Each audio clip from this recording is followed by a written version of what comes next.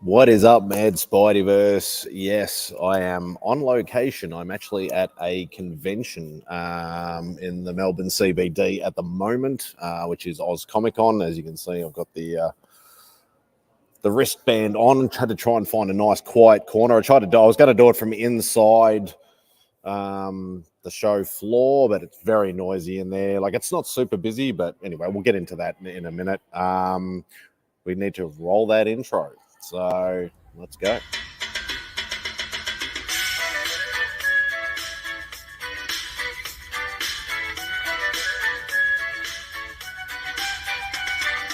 Say goodbye to Remy's place. Looking for my friends on a Saturday.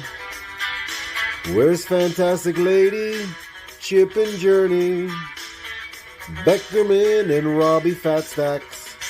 And they're like, don't you watch MadSpidey'S Outback? Where Lemmy shows up just like that. Live chat here with YouTubers. You better sub, bring a comic cover. Bow down, bitches. Gobble, gobble, whack, bitches. My best mate Lee Simon Sorrow. A Lee meme with some muscle. On here you better watch your language, or you won't get any of his Vegemite sandwich. Freaky Sid, I come from MadSpidey'S Outback. Talking comics and some smack. Welcome all to MadSpidey'S Outback. You better sub, bring a comic cover, yeah. All right, so we do actually have somebody waiting in the wings. The man, the myth, the legend. Papa Wheelie's in the house. Hope you're doing well, mate. So yeah, as I was saying, actually, let's get into we'll say hello to the chat first, of course. Les Crucius, as always, nice and early. Hope you're doing well, mate. Kev, Entropy in the Comics, another early one. The Wi-Fi is very spotty in here, so I don't know how well this is going to go. Miss So, just lurking tonight while playing my game, but saying howdy. Thanks, Miss So, greatly appreciate it. Warlord, hope you're doing well. Caroline, actually, I'll send you the link, Caroline, just in case. Hang on, give me a sec.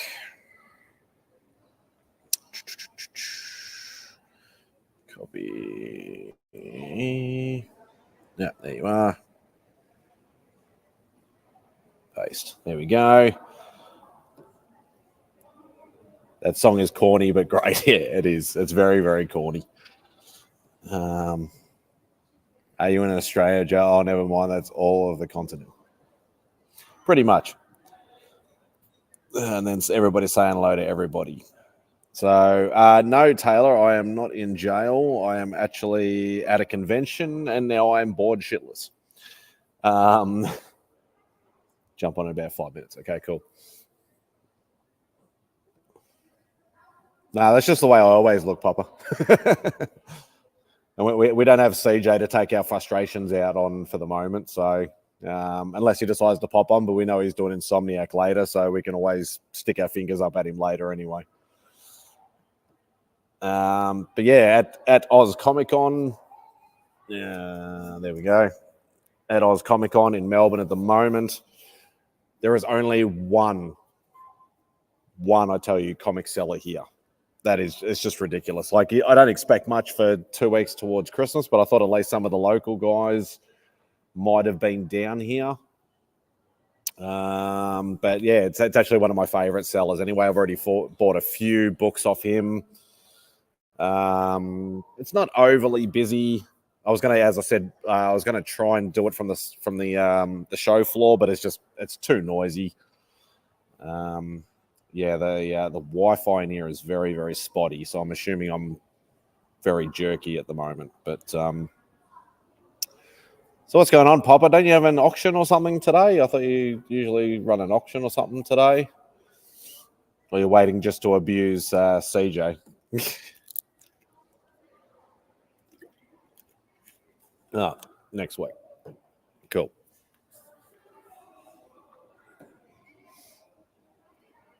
See, Bizzle. Hope you're doing well, brother. Yeah, I think there's probably a few live streams and stuff going on at the moment. As I said, my thing is very, very lagging. I don't know whether I'm jerky or what, but I know when I click on comments, it takes a little while. So just sort of, hopefully, things will fasten up. It looks like I've got good connection, but Elmer's is every other weekend. Okay, cool. Yeah, I know some guys that do the auctions. Taylor. Not at the moment, anyway. Hey, Lisa. Hope you're doing well.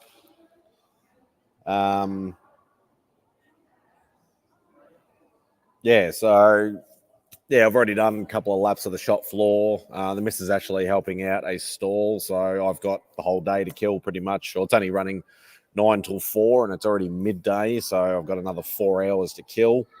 But I'll be doing clothes for the stall she's helping. But yeah, I've already spent some of my money, not all of it. I might go back and buy a couple more books. They've got some old Fantastic Four and some old Strange Tales that I'm eyeing off at the moment. Whether I go to it or not, I don't know. I might just save my money. I don't know. I go to these conventions with with a small chunk of change, and all I want to do is spend it, pretty much. And hey, Roscoe. Come on, you slow thing. There we go. I'll send you the link, Roscoe, just in case you want to jump on.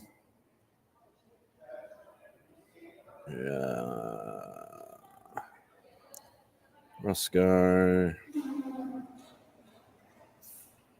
Cool. Are you drunk, Taylor? Yes, it is a Taskmaster hat. You must be drunk if you're giving out compliments. So yeah, I've tried to find a nice semi-secluded sort of spot to try and do this, because otherwise, I was thinking the other thing is that, not that I'm monetized, but there's a lot of music playing around. I might get copyright claims or strikes or something or other. So I thought I'd better stone cold sober, sadly.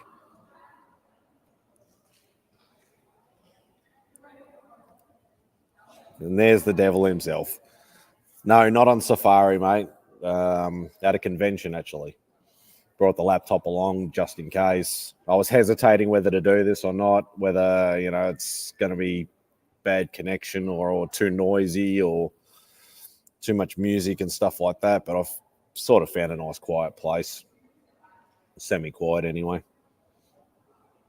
No, you're more than welcome to jump on, Journey. I know Papa's probably got a few nice words to say to you.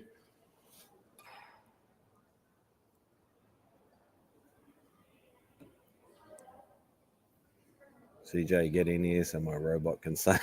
Exactly. Comic convention. But as I was saying, one comic dealer only. One of my favorites. He's actually come from interstate.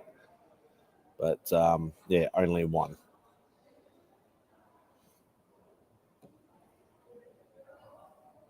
The Cubs pill is the worst thing ever.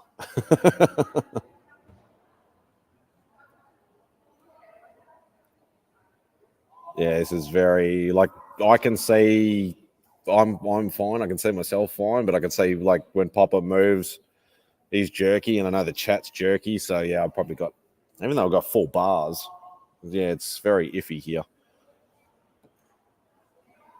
And thank you, Roscoe, for that. Popper scares me. Come on, up on you, chicken shit.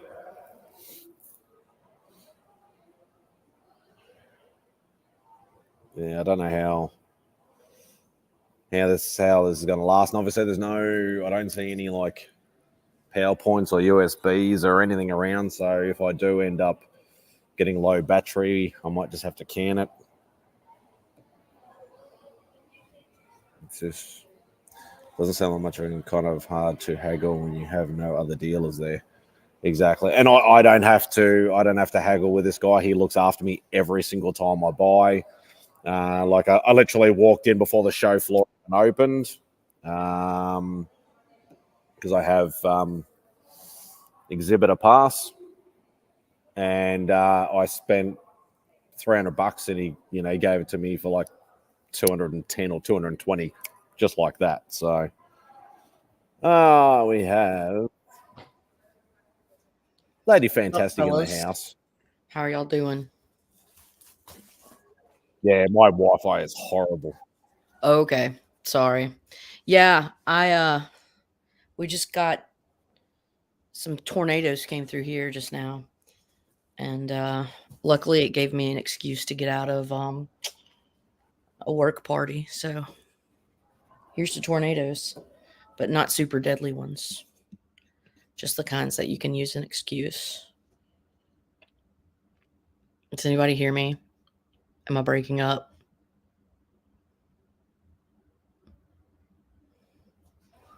Oh, great. Nothing. Did I cut out? I don't know.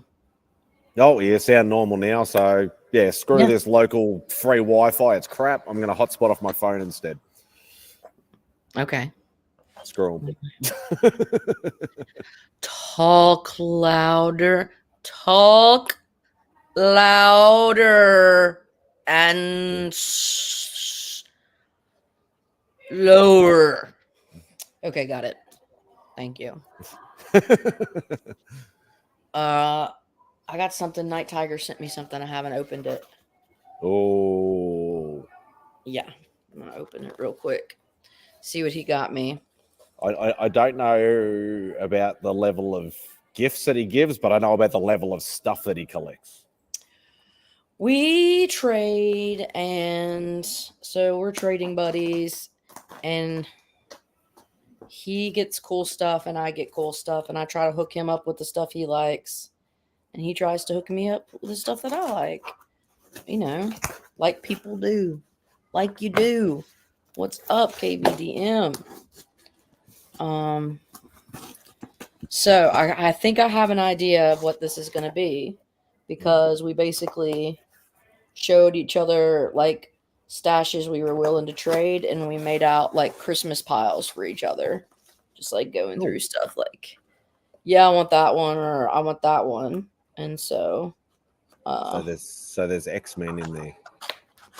No, it's not what you think. It's not what you think, because you know what Night Tiger works in, and the depth of his collecting prowess. He's got quite the collection. Okay, I'll show everything. The other things first. I'll show the other things first. If you're at Oz Comic Con, Steve, come and find me. All right. So here's this image. I'm not image. This is a Dark Knight. I wanted this one for a while just because it has the creepy cat cover. And then he also gave me this fun Usagi with the turtles. Oh, that's cool. Yeah. And then he hooked me up with Captain Marvel 51. Oh, that's nice. Just some stuff I'm wanting, but then this is the one. This is All-Star Comics number 51. Is that a significant, like, obviously may not be in the DC guy? It's just an old ass like 1950 okay, no key issue or anything like that, or nah, I don't think so. It's just old school DC 1950. Oh, it's got Hawkman. You know, it's got some of the old school. Shoot me in the face, please. Oh, fuck off, Comic Journey. You're such a dipshit. What are you gonna do? You just complain about shit. You're not even any better. All right, that's it. Yeah, it's very. Presentation. Here is this beautiful comic. And if you look at the detail, you'll notice that you need to get fucking bent. And Papa's helping you with that too. Thanks, Pops. I appreciate the support. Merry Christmas. Also, Merry Christmas. Yeah. Yeah, I that's was just saying because at this convention there's one comic dealer. That's a bummer. Yeah, like we don't get a lot. We get usually 5 to 6 for these big conventions, but there's one. He's an interstate guy. He's one of my favorites. He does have some old school FF and some old school Strange Tales that I'm eyeing off. I like those, both of them. Some pretty hefty price tags, but we're talking about Australia here, obviously, so that's no indication. But I got a Thor that you would like. I need to go grab it though. You need to give me a second. Fat Stacks, where are you coming? Come on, Fat Stacks, and get your ass on here, Journey. I want to fucking and show some books. Why don't you fucking present books? I don't ever see you. You know, you criticize the shit out of me and the books I show. You don't show dick except your stupid little fucking chubby grubbins. And oh god, I've drawn a blank. Kool-Aid Man. I couldn't think of Kool-Aid the Man. fucking name. No. Doesn't even show Punchy anymore. Yeah, well, you're not the boss of me. Oh my God. How many times did I have to hear that from my siblings? And I said that a lot. Wasn't that a song for a sitcom? Was that the song for Malcolm in the Middle? You're not the boss of me now, or something like that? I don't know. Something like that. G-Bus Crust. G-Bus. Hey, Chris. Crust. Yeah, so I'm a little disappointed with the turnout, but I'm roped. Did you have to draw very far? Sorry. No, it's only. Oh, it only took us about half an hour to drive. It's because it's in the city. It only takes us half an hour to drive in, so it's not too bad. But the missus has been roped into helping with one of the stalls, so I'm pretty much stuck here all day. Oh, it's one fucking comic book. What's the rest of the booths? Oh, it's all pops and anime and cosplay and random ass stuff. Like some of it's cool stuff, but it's not something that I'm going to spend any money on. Like that's I'm sticking to books purely for the moment. What kind of animals are those walking behind you? Oh, there's a lot of weird cosplayers going on at the moment. But, definitely not kangaroos. No, like, don't get me wrong. Hey, Katie. Don't get me wrong. Like I love my anime and stuff like that, but yeah, it's just not. I'm not going to buy any like statues or things or anything like that. I'll just have a nice look and keep walking. Hey, Glenn. No. Yeah, so I didn't go to the party because there was a tornado warning here. So I was like, God. Sorry guys, I'm not going out. Fuck y'all. So that was nice. Thanks, nature, for giving me like a decent excuse. Instead of like, oh yeah, I'm super busy. What are you doing? Stuff. Yeah. Sounds like a bit of a waste of time, Steve says. Yeah, it's like one of the guys that I know is here, Sean Zars84, another Australian YouTuber. I've bumped into him and hung out with him for a little bit, but I've literally just been wandering around aimlessly, and I'm like, Malcolm in the Middle was, you're not the boss, mate. Oh, thanks, Papa. Yeah, I thought it might have been. That kind of describes a lot of my life, just wandering around aimlessly. Knowing what's going on. So I picked up a couple of books, but I still have a little bit of cash burning a hole in my wallet, and I'm like, do I go back and buy one of those older, bigger, more expensive books? Well, What FFs do they have? And what strange tales do they have? I can't remember. I know they had the FFs were pretty much all sub 20. Damn. Nothing below. I can't remember the exact numbers. There was nothing below. I think the lowest number might have been 7. What's the first appearance of Kurgo? Is that 7? I think that's. Yeah, it's like some random ass bad guy that only pops in. Yeah, I don't know that one. I think it's number 7. Actually, Mike would probably know. Mike, it's in all the chats, Mike, but I can send it to you anyway. Here, I'll hold on. I can. Oh wait, I think I can do it real quick. My Ackerman. That's all right. I got him. Just got it. He just got it twice. Bleh. Yeah, that's all right. Yeah, so I think yeah, lowest was 7.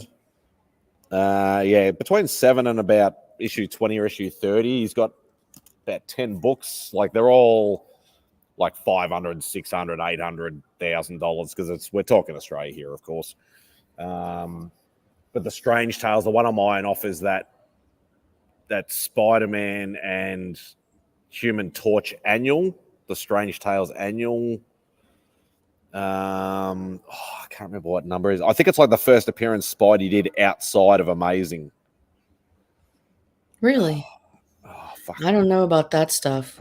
It's just not my. Like I was able to pick up I've already picked up just a 3 or 4 books. I just picked up. There was a couple of Tomb of Draculas and Werewolf by Nights that I need for my runs.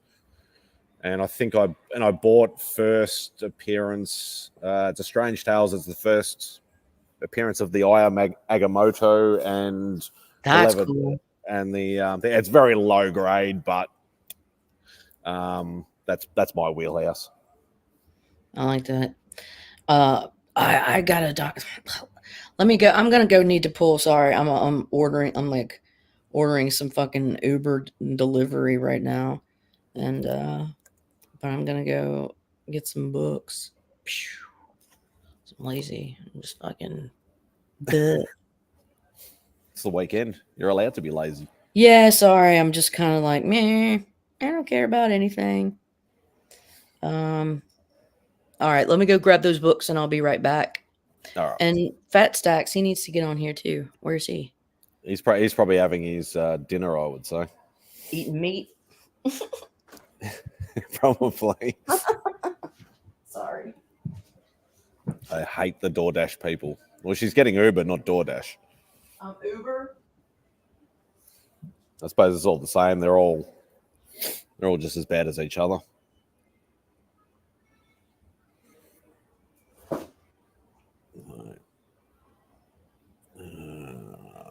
Don't think I missed anybody's thing.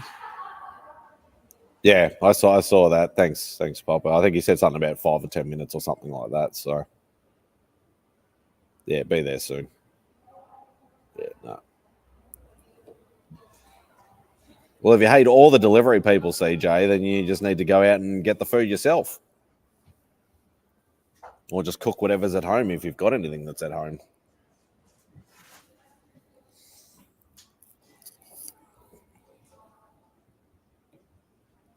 Yeah, yeah, they can be very rude.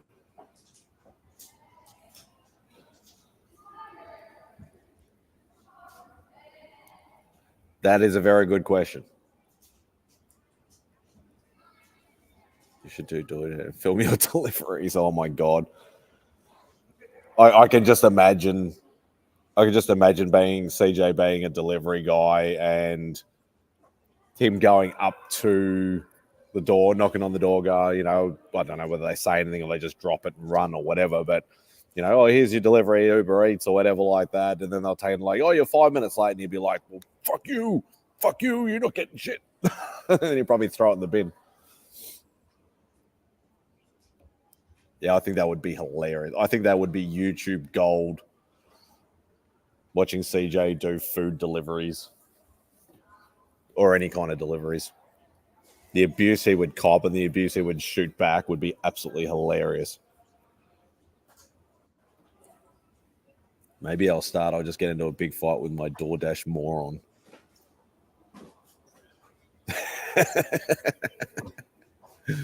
And they'd be like, nah, it's all right. You can keep the food. Oh, yeah. That would be hilarious. Absolutely hilarious. Now, Mike asked for a link, and now he hasn't even popped in yet. Oh my God. CJ would be a fucking mean motherfucker. Yeah, that's what I'm saying. I think it'd be YouTube gold if he had like a GoPro or something like that and just taping himself do deliveries and him firing back at all the angry customers. Oh my God. Oh, Miss Kitty, I'm sorry. Just bumped him in the head. He'd be like, why'd you order this? This is disgusting. Yeah, you're right, Katie. Exactly. It's not my fault they're morons. Hey, Bobby.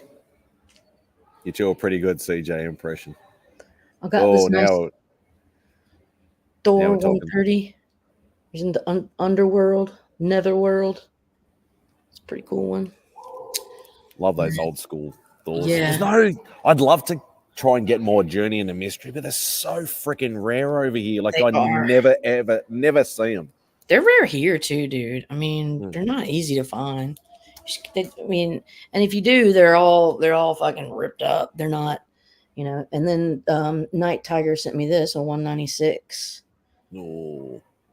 Car tag. There you go. And they're such like all the old Thor books are such awesome covers. Yeah, they're fun. But like, there's not that many bad old Thor covers. All right, and these are foil covers are all the rage. These are all of the foil covers that I own. Period. And I bet you they're all 90s goodness. Or are some of them modern? I don't know. Some of them they're just crap. I mean, Captain Marvel got the Nakayama. No, that'd be recent. Yeah. Yeah, it was shiny. I had to get it. No, I'm talking about like these recent foils that have come in to be popular. They're doing. Yeah. Shoot Me in the Face Again. Amazing Spider-Man 300. This fun, awesome foily one. I love that. Yeah, I like the foily stuff from the 90s, but all these reprint stuff is just not my thing. Unruly Simeon sent me this beautiful Catwoman, shiny goodness. That's actually really, like, without the foil, it's still a very nice cover. Yeah, it's a banger. And then I got this reprint of the Batman 357. Todd Drake or Tim Drake, I can't remember. Killer Croc shit. And then this is probably these are two really cool ones. This is the first Poison Ivy, so that was really fun to have that. Puss. She's fucking. And then I just recently got this one. Had the shiny Batman. Was it number 5? Super fun. Yeah. Okay. So now we can go on to something. They love their yellow covers back in those days. Yeah, they popped, didn't they? Like so many Superman books, like in those old Superman and action ones and whatever like that, were just in yellow. I'm like a crow. If it's shiny, like I want to put it in my nest. What's up, Blue Hellion? But anyways, man. Over here, it's magpies with shiny things. Yeah. Magpies are scary AF. We've talked about the actually I think, was it on here? I can't remember. Somebody was showing footage of like our magpie season. Yeah, it would have been whacked, yeah. And like they literally will do that, like, because they're protecting their nesting area. Yeah, when they think everybody's attacking it, yeah. And they will literally, they will swoop you and keep going after you until you're out of their area. I knew you had come, son. Dude, I'm a fucking harpy. I'm not gonna lie. A harpy with my damn cat. I got a fucking, broom too. Blah, blah, blah. I like how he's been a keyboard warrior. He's like, I don't take shit from nobody, but he's all bloody doing it on the keyboard. He's not coming on here and trying it. No, he's a turd. Pop has in this too. He's, Well, he's typing. playing with his Yeah. his little Kool-Aid man. Oh boy, It's too important for us peons. Yeah. I'm half tempted to walk around the the convention floor with a laptop, but I think I might get bumped a bit too many times. Oh, you think? Well, it's not jam packed in there, but there's a few people in there. Oh, shots fired. I mean, no, we don't, because God knows what's going to come out. You want me to open up Fucking one now? filth. This is so cool. I haven't had one of these before. I'd see these all the time. There's a ton of them, but let's see. Look at these. Special pinup featuring art by Howard Chaykin, Jim Lee, Mike Zeck, and many others. So is that like a compilation of stories or pinups or something, or is it actually just a comic book with just a fancy cover? Well, it's number 50, and I think because it's that or whatever, it's got a pinup or spread or something. Ah, okay. I don't think I've ever even seen that cover. Not that I go searching for DC stuff much. Put that but Joker cover in my box, lady. All right, Hack. You have X's Nest popped off.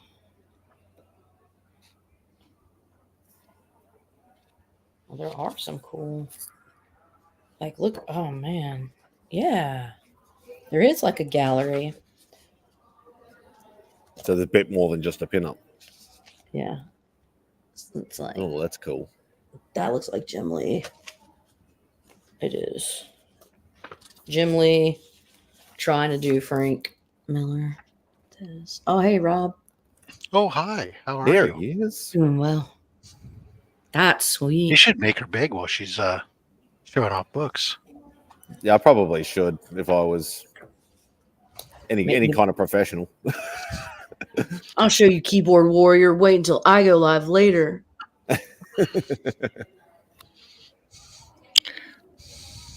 Yeah, sorry, this is the first time me ever looking in this book. I've never owned it before. It's the first time I've ever owned it. Wow, that one's cool. Pretty cool. Yeah, some really cool pinups in there. Yeah. Why check? This one's really nice. I like that one. Right here. I was going to say that looks like Kelly Jones, the one on the left. One's by Tim Bradstreet. That'd be the one on the right. Yeah. This one. And then this one's Plunkett. Oh, okay. Plunkett? Oh. This looked a little bit like Kelly Jones's art. What you been up to? How was Only Slabs earlier today, Mr. Rob? And please don't say you should tune in and watch. Just be like, it was great. It was great. Thanks. Thank you. You should catch the rewind. That's a bit different. Real fans, what people who really want to know, they tune in to watch live. No, I'm just kidding. No, it was good. Select Comics NYC. He's got a lot of Golden Age books, and he showed off a good variety of stuff from Archie to Schomburg's to a variety of stuff. There's some modern books as well. So good stuff. So cool. A lot of Planet Comics goodness this morning. Only one Planet Comics in his stack. Oh, it was Kavi? I thought Kavi he had showed a the couple. books? No, it's not Carvey. Not Comic Books NYC? Select Comics Or NYC. Select. Sorry. Hey, Ladies and gentlemen, Beckerman. I like that shirt. Makes my I was going eyes to say, that is an awesome shirt, sir. props. It's got Hulk Hogan fighting Ultimate Warrior on it. How does this fucking peak style? How do you beat that? Did you just flip me off, Pop? Oh, shit. You son of a gun. Feisty. Starting shit already. It's mostly because he's jealous of your shirt. Oh. No, this is what he's jealous of. Oh, damn. Boys are so funny. I just fucking want, I put my bra over mine. Like, that's what my belt is. It's only a wrestling belt. Pop so I'm not wants gonna- me to leave this to him in my will. Oh, But shit. then I figured out he has a plan to have me murdered. So Looks like no the dice. Kool-Aid man puked all over him. Jeez. Oh, where's my effing shirt like that, Mike? Yeah. I wish it came out of his mouth. See, that's right. Papa's jealous of the shirt. He wants one. Y'all are saucy. Why do I have to buy you shirts? Well, he didn't say buy him one. He said, where is it? So you could just tell him, send him the link Oh, where he can well, buy then his it own. is on Roosevelts.com. Roosevelts.com. Yeah, That sounds like a classy porn site. it is. Oh. Bully. Bole, bole. Bully! Top tier. They do have some pretty cool wrestling shirts, though, Pop. I caught them on Black Friday. This was 40% off, and it was still kind of expensive. That's nice, though. Yeah.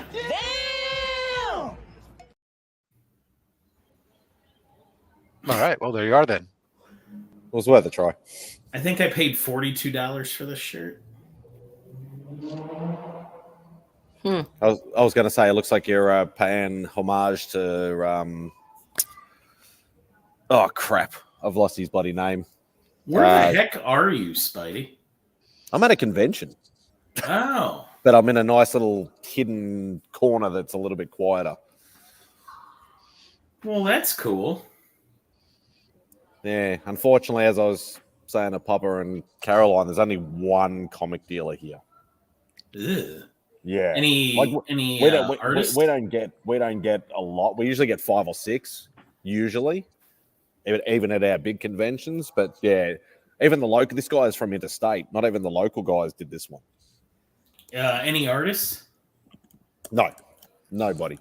Couple of like damn it. local unknown. I was people. waiting for you to say David Yarden.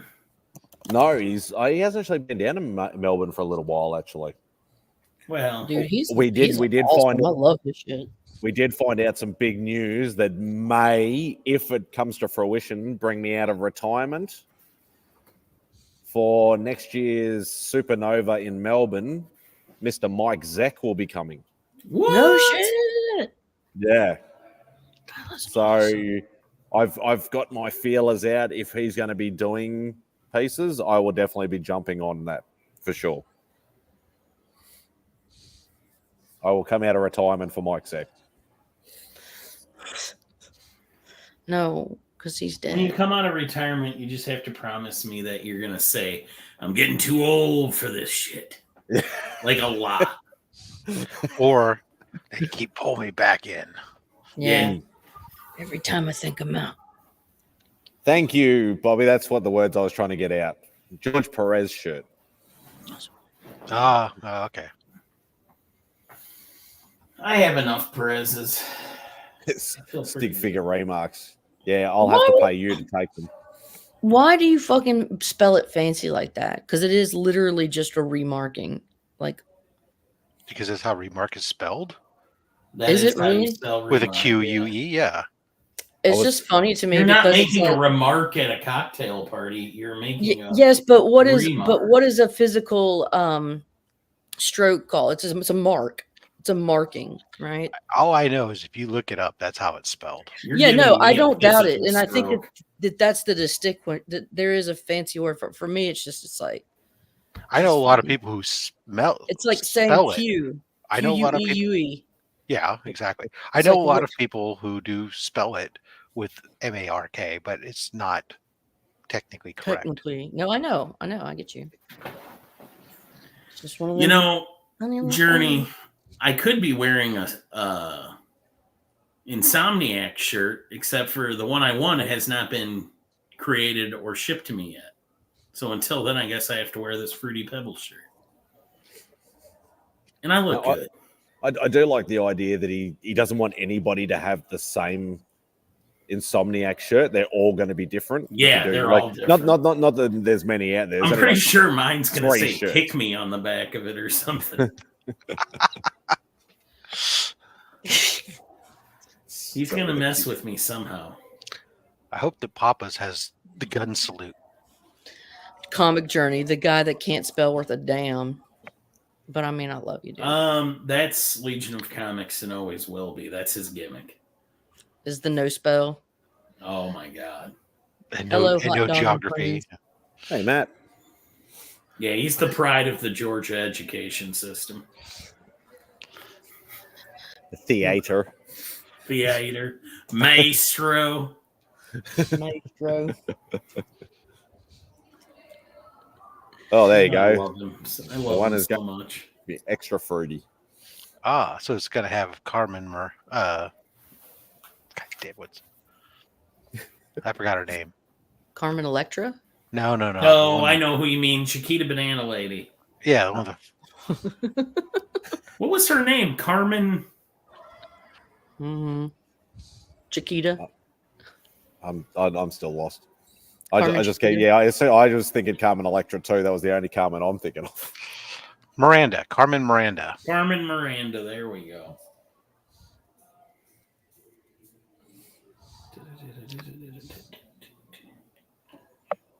I can spell. But yeah, always blame the autocorrect.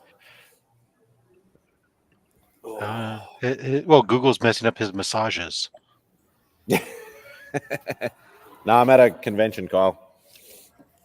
Or hiding from it at the moment because it's boring. And I'm stuck here all day. Why are you stuck?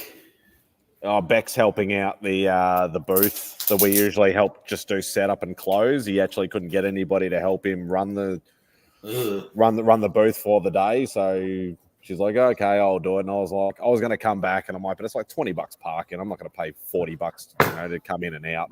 Right. Isn't there a way to just pick her up when she's ready? Yes and no, but being in the city and being like it's in a big convention center, so it's very hard to sort of like swing past and just pick her up off the street or anything. I get you. Uber would do it. Yeah, she can get her own ride. The fuck? That's her car I'm driving. Yeah, that's what makes it even worse. Oh, God. I didn't say I'm giving good advice tonight, Spidey. He's just giving it. This is the advice it's the advice we'd like to give, not the advice we'd actually follow if it was our wives. Correct. So I might go and stretch my legs. So, what Christmas movie should I watch? Die Hard. Lethal Weapon is more of a Christmas movie than Die Hard. I watched Scrooged was the last Christmas. I watched Uncle Buck and I watched Scrooged. I'm trying to think what I should watch next. Elf or Gremlins. Gremlins is another good one. Gremlins is nice. Elf is a little. I mean, Will Ferrell is. Let's go for a little wander. I love Christmas Vacation, so that's my jam. Christmas Stories, all right. I feel like I resonate the most with Christmas Vacation, like my family's like that. What's the weirdest kind of hot dog they make in Australia? I'm a really big fan of hot dog. Been a real big recent fan of the Christmas Chronicles. What are Christmas? Hey, it was made for Netflix. It has pretty cool looking chainsaw man just about to walk past. Yeah, it's nice. Shitter's full. Yeah, it's starting to be a few more people around. Kurt Russell as Santa Claus. Oh, I think I know what you're talking about. I like that movie. Do you remember?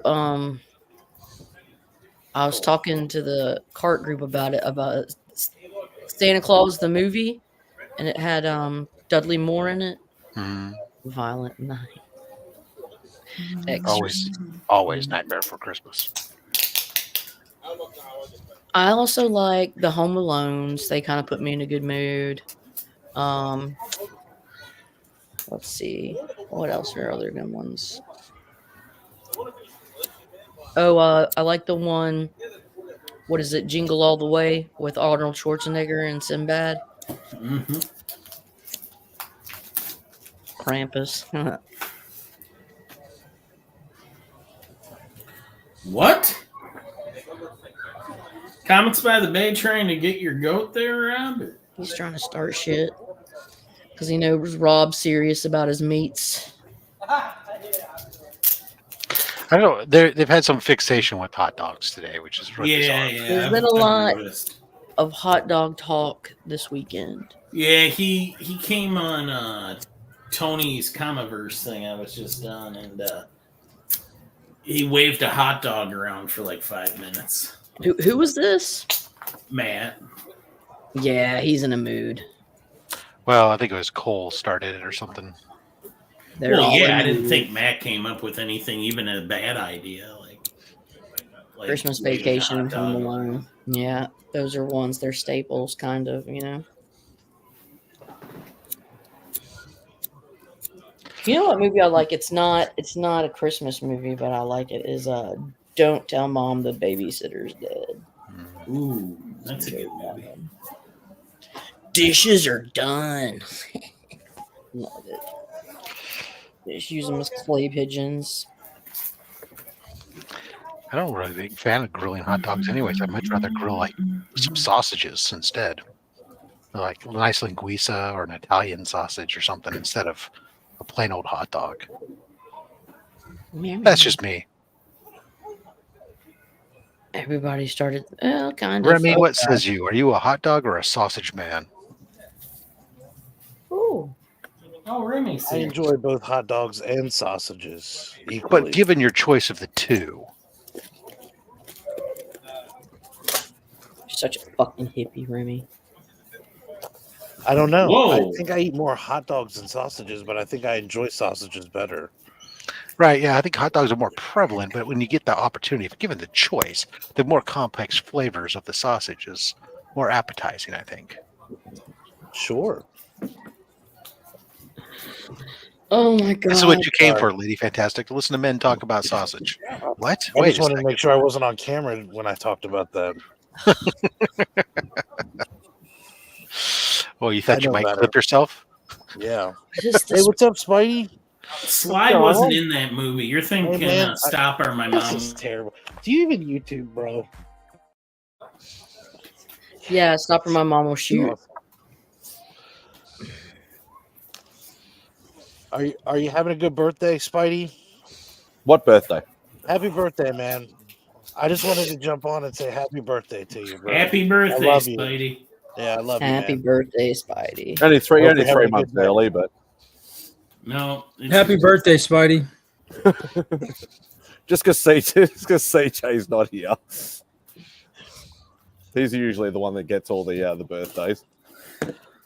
Well, he deserves it. He's a pain in the ass. Well, I mean it when I say it to you. I appreciate it. Mark. I like the way you get up to stretch your legs by going to another seat somewhere else. Yeah, I know. I'm getting old. He's a very sedentary people. Hey, I've spent a good part of my day right here. It's not exactly the comfiest of seating around here, but it will do. Oh, haven't seen this gentleman for a little while. Which Mr. one? Pocan Joe. Yes. Hey, Oh, what's snap. going on, Mr. folks? Joe. What were you thinking about the other day? When we said I you have would a be- clip just for Pocan Joe. Uh-oh. Where is it? dear. It's a Knife. That's a knife. That's a night. Joe, I was thinking of you the other day. I thought of Uh-oh. what I thought was a great project for the lair. Okay. We were on Mark's channel, and Madam was cosplaying as Harley Quinn. She had her mallet. Oh, yeah. What we need was a mallet where we had a push button on the handle where the mallet dropped down, and inside a boxing glove on one of those accordion arms. Yeah, have you comes done out. any classic accordion arm punch stuff yet? Boxing Like glove? out of the face or out of Yeah, like the boxing, like the face of Look, the we don't- we oversized wouldn't- mallet, the we face wouldn't drops assume to down, tell you how to boxing glove construct comes it. out. All we can say is a boxing glove should come out of an accordion or mallet. That's all we Yeah. know. I like it. I'm gonna think about that one. That's one of those like classic Yeah, cartoony villainy. we can do that. We can do Yeah. something with a boxing glove. Yeah. Bring That's load easy that enough. bad boy and knock someone out. Be like, honey, come here. Hey, how's everybody's holidays going right now? Happy Hanukkah, by the way. And by the way, Army beat the Navy tonight. Hoorah! They did. And I got to say, you played fantastic, Joe. I'm just saying. Hey, we're all sports fans in one way or another. I always You like see, I like the the ones that come out glove every. we need to eject out of. Sorry, the fact that I had a boxing glove ready, I had to. There's not very many times I can use that prop, so Right, you are the next level of Carrot Top, sir. thank you. You're funny. That's the difference. There. Like I watch And, Carrot Top, and I'm you like, look like why are somebody we- I'd be willing to stand next to. No, The, seriously. How's everybody's holidays going so far? Good. Not there yet. Mine's going better than Spidey's. Fair. I'll be on holidays from the 20th or the 21st for about 2 and a bit weeks. Oh, when we say holiday, we don't mean vacation, buddy. Just We're just talking about the season of. Yeah, we're not on holiday. We're not We're on on- vacation. We're on. That was holiday. horrible, Joe. It's just a holiday. We're on, season. Festivus, Christmas, Hanukkah, whatever you're doing right now. Yeah, we're just- I'm at we're a just- Christmas themed convention. Does that count? Yeah, Fair. what Joe is saying to translate to Australian is, how is your this time of year season going? I won't answer that honestly. Oh, okay. I have been waiting now 12 days for my postage stamps to get here from the post office, so that way I can send out my stupid holiday cards. It's driving me bonkers. Usually split your gnarly. Spidey's like, why would you send someone a card for vacation? Yeah. But the kids come home next week, so that's I'm good. sorry. I guess. Good. Okay. Yeah. I always get the Well, it's good because it's only a short visit. my favorite thing is hey, you're gonna send out Christmas cards? And I'm like, nope. I still they're have like, some, John. Why I not? haven't spent it all. Like, I'm fucking Jewish. Fuck you. That's it. I still have money burning a hole in my wallet, John, that I want to go and buy books with, but I don't know what to buy. Well, the question is, are they overpriced? It's Australia. Of course it's overpriced. Doesn't But are they matter. overpriced for Australia? If you want it, it's not overpriced. It's you not want too it, bad. It's not overpriced. Depends upon how badly, how right now you want it. Right. Yeah. Yes, Yeah. Bobby, I'm with you there. You Where's will. the Very comment? good. Get what you want. The I market can't afford everything that I want. fluctuates. So what difference does it make? Well, there's a difference for overpaying for market. No. It will change in 6 months. Sure, but Doesn't matter. I care about now. No, it'll just still be COVID prices over here. Right. Comic books fluctuate There are no dollar more than bins in gold Australia. does. I want you to think about that. That's Comic probably books true. Fluctuate more than gold. Gold, God's Well, they word, shouldn't they? it's more than that.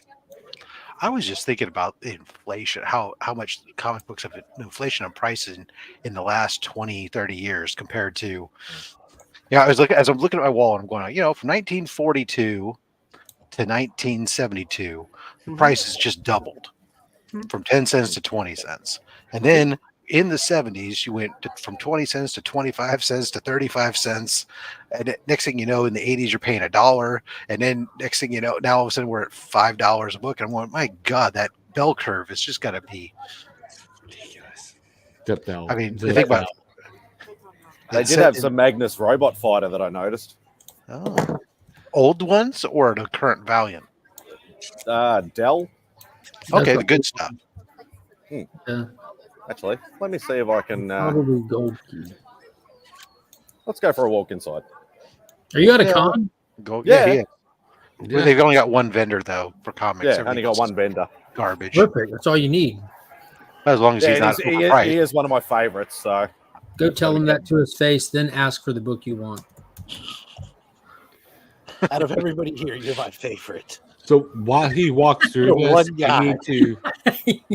I need to say a few things real quick. Not to eat up a lot of time. First off, Beckerman, love the shirt. Remy, my heart goes out to you. I haven't seen you in a while. Love you, buddy. Brother. I love you.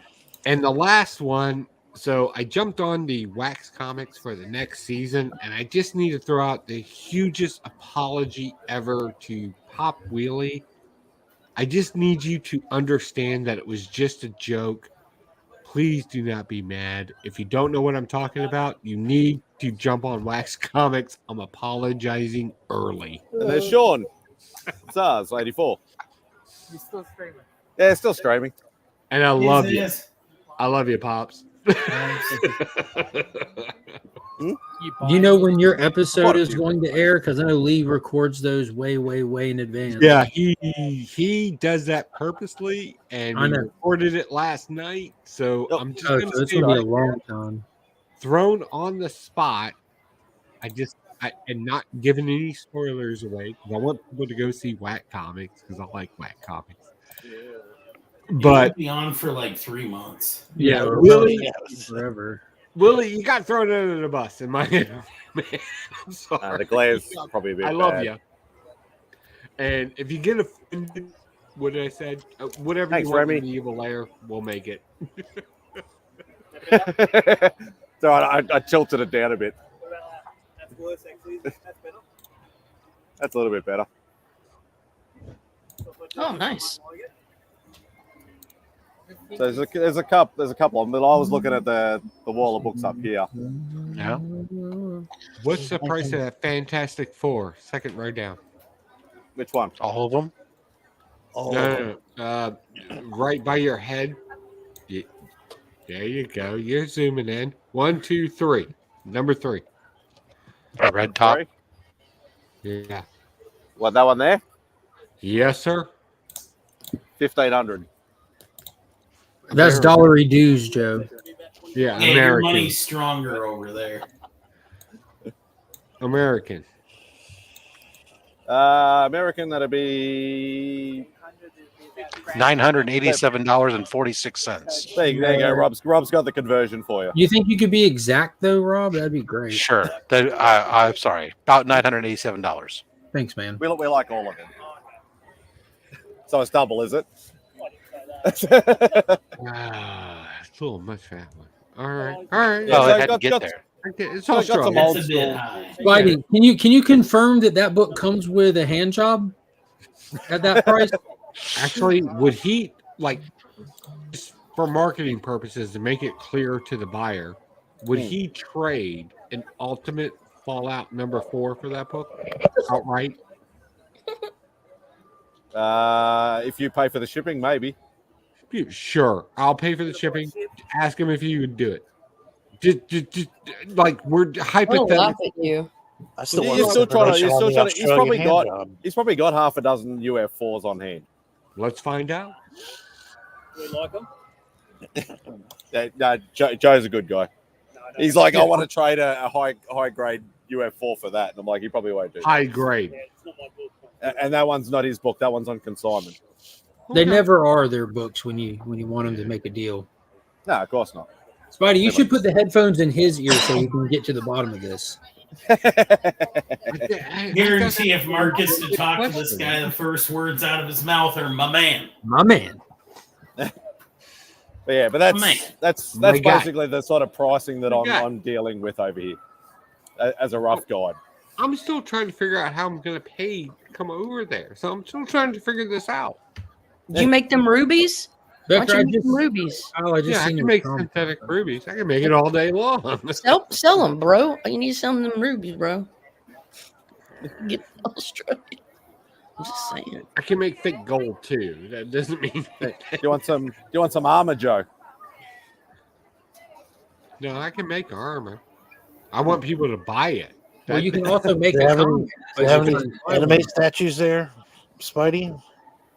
Actually, I'm glad you mentioned that, Remy. There is actually a good I'm glad I display. mentioned it too. I just do the exclusive Australian shit. I think that's fair. Like that sort of stuff, Remy. Oh yeah. Ooh. Yep. That looks like What did something you that- send me? That's Mark. $550 dues there, Remy. So not exactly Right. cheap stuff. That's all right. Yeah, Oh, those Remy top doesn't want ones to are- buy him. He just needs to look at him for a few minutes real Yeah, quick. those top ones are probably a little more my style anyways. There you go. Yeah, 30, 35, 39. So Now, they're if you just yeah, hold they're the smaller, camera cheaper ones. still for Oh, him, yeah. Spidey. Yep. That's the good stuff there. No, they actually had a really good display. Actually, some out on display, but there was no like girly ones. It was all like Naruto and Bleach and Oh, I got you. all them sort of stuff. Yeah, I prefer the questionable. So those ones that I just showed there. Nice.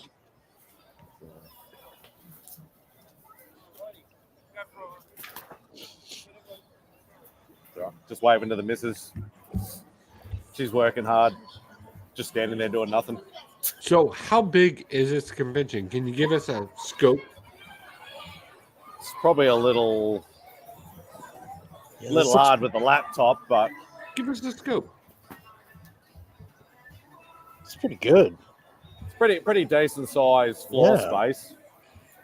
Not in the spot you're in, because it looks like it's like 5 feet. Okay, I get what you're saying. Yeah. Yeah, so it's decent sized floor space, but yeah, it's that would be like a standard size, like proper full convention over here. I think that's kind of like the cool thing about like you have Comic Cons in Australia. Like I think most of us would want to see that. That's cool.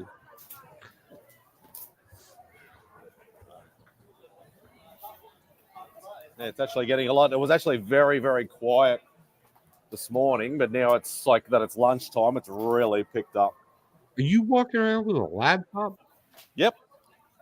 Jesus fucking Christ! Do you not know cell Seriously? phones can do the same thing? Yeah, but it's easier controlling it a stream Is from it? a laptop than a phone. The phone's horrible. Is it? It is. Is it really? Is that easier? I don't. I'll just go and sit down and chill Everyone out. just sees this guy walking around the laptop. We don't know if he's a I'm streamer, sitting here he's a thinking day like, trader. boom, cell phone, and I'm thinking laptop. He's still yelling at the computer, 5,000 yen, Bob. Carry Joe, on. you have a message in the chat, Joe. Oh, is somebody mad at me already? No.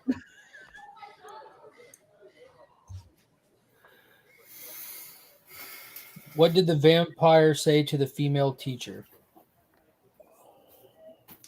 I don't know. Oh, for those who It's on the know- screen. Oh, for those.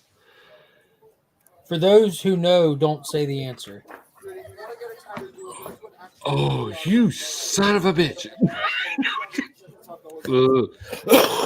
Jesus, Pop, I love you. I love you guys. And the answer is See see you next period. Jesus. You dirty motherfucker. I'm just saying, hey, my guy, I love you, but a decision came down in my look. You'll see the episode. I know you will on Wax Comics. I know you'll see it. I had to make a call, and unfortunately, you were the butt of that joke. And I'm going to be honest with you, you shouldn't have been the butt of that joke. When you see it, if you're offended, whatever I have to do to make it up to you, I will do that. I like this preemptive apology. I got months in advance. Yeah, you apologize. Several months in I know. I'm just saying, you apologize when you do bad things, and it's best when you do it in advance.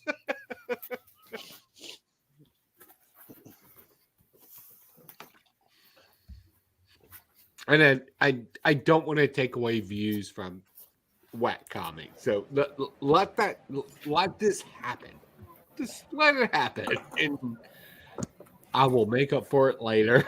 I promise you. Yeah, I'm gonna hop back on in a little bit, y'all. All right, Remy, take it easy, man. Where Hey, are you Remy. going? What the fuck you got going on?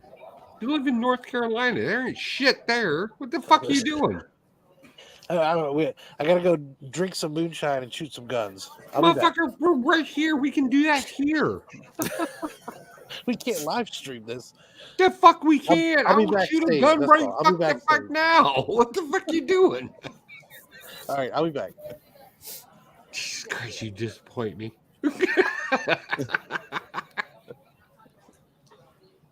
Oh God. I kid. So where you been, Joe? You've been busy boy. I've been a little subjected to the community lately.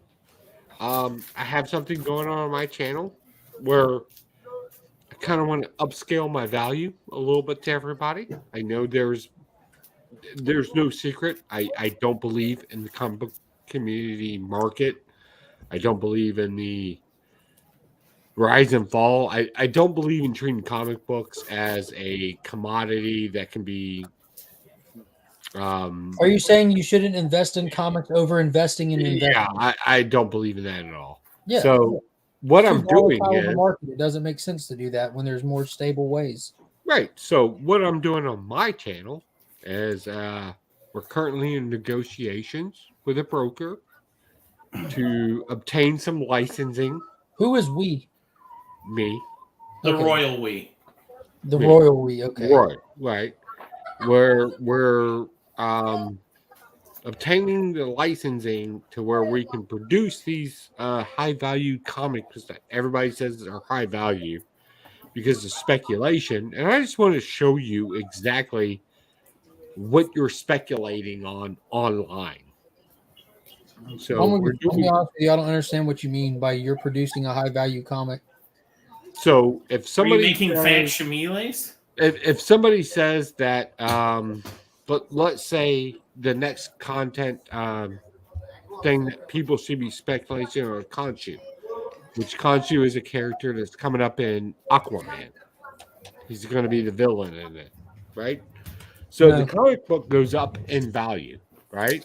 So does anybody know who that character is or why that character is significant in any way? It's not even an Aquaman character, by the way. It is straight up a Green Lantern character. So I want to produce something where you get to read the comic book of that character and their first appearance and everything else. So I'm buying the licensing for it. Go ahead. Was that just a hypothetical example you just threw out there? No, that is a physical example of a licensing that I'm looking to purchase. Because there's not like an Aquaman comic right now. You know that, right? No, there is you're right. There isn't because the character is a Green Lantern comic book, but the character is licensed and trademarked through them. So I have to buy the licensing for it.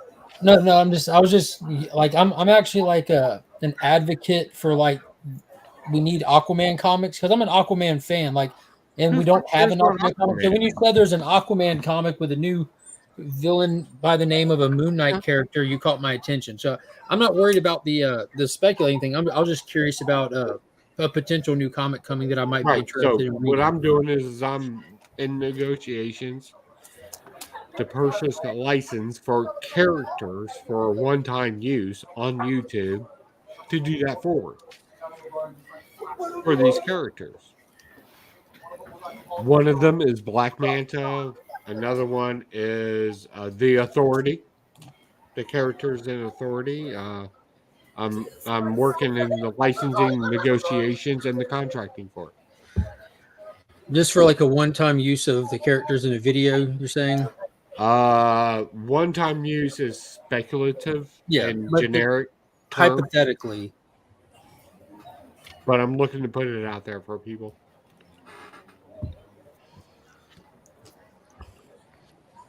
Okay.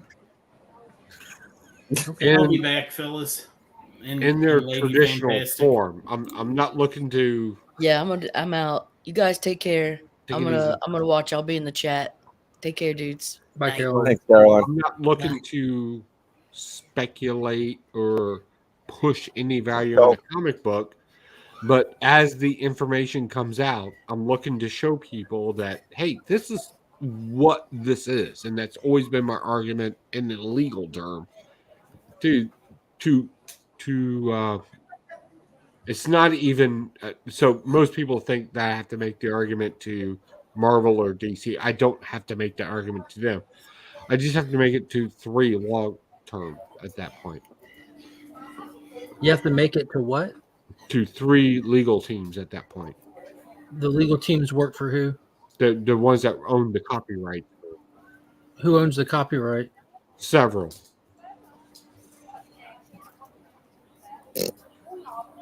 Like, I'm not sure what you're asking for. If you're looking for a legal class right now, go to. No, I'm asking for who. I'm who's not the- looking to. Who is the person or entity that owns the copyright? No, that's private. No, that's private.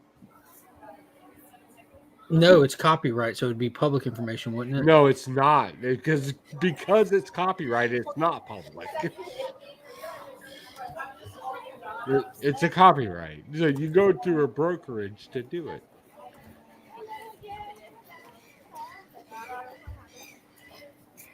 So we're looking at pushing out this content in an R-curve and intellectual property at this point.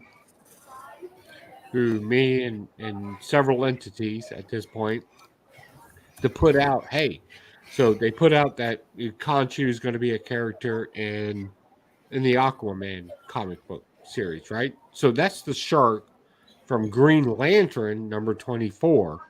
Has nothing to do with Aquaman in any way, shape, or form, but here I am looking to put out the comic book, and I want to put it out, and I want to add value to the comic book in some way, shape, or form. That's up to me. So we're looking on the legal licensing of that at that point.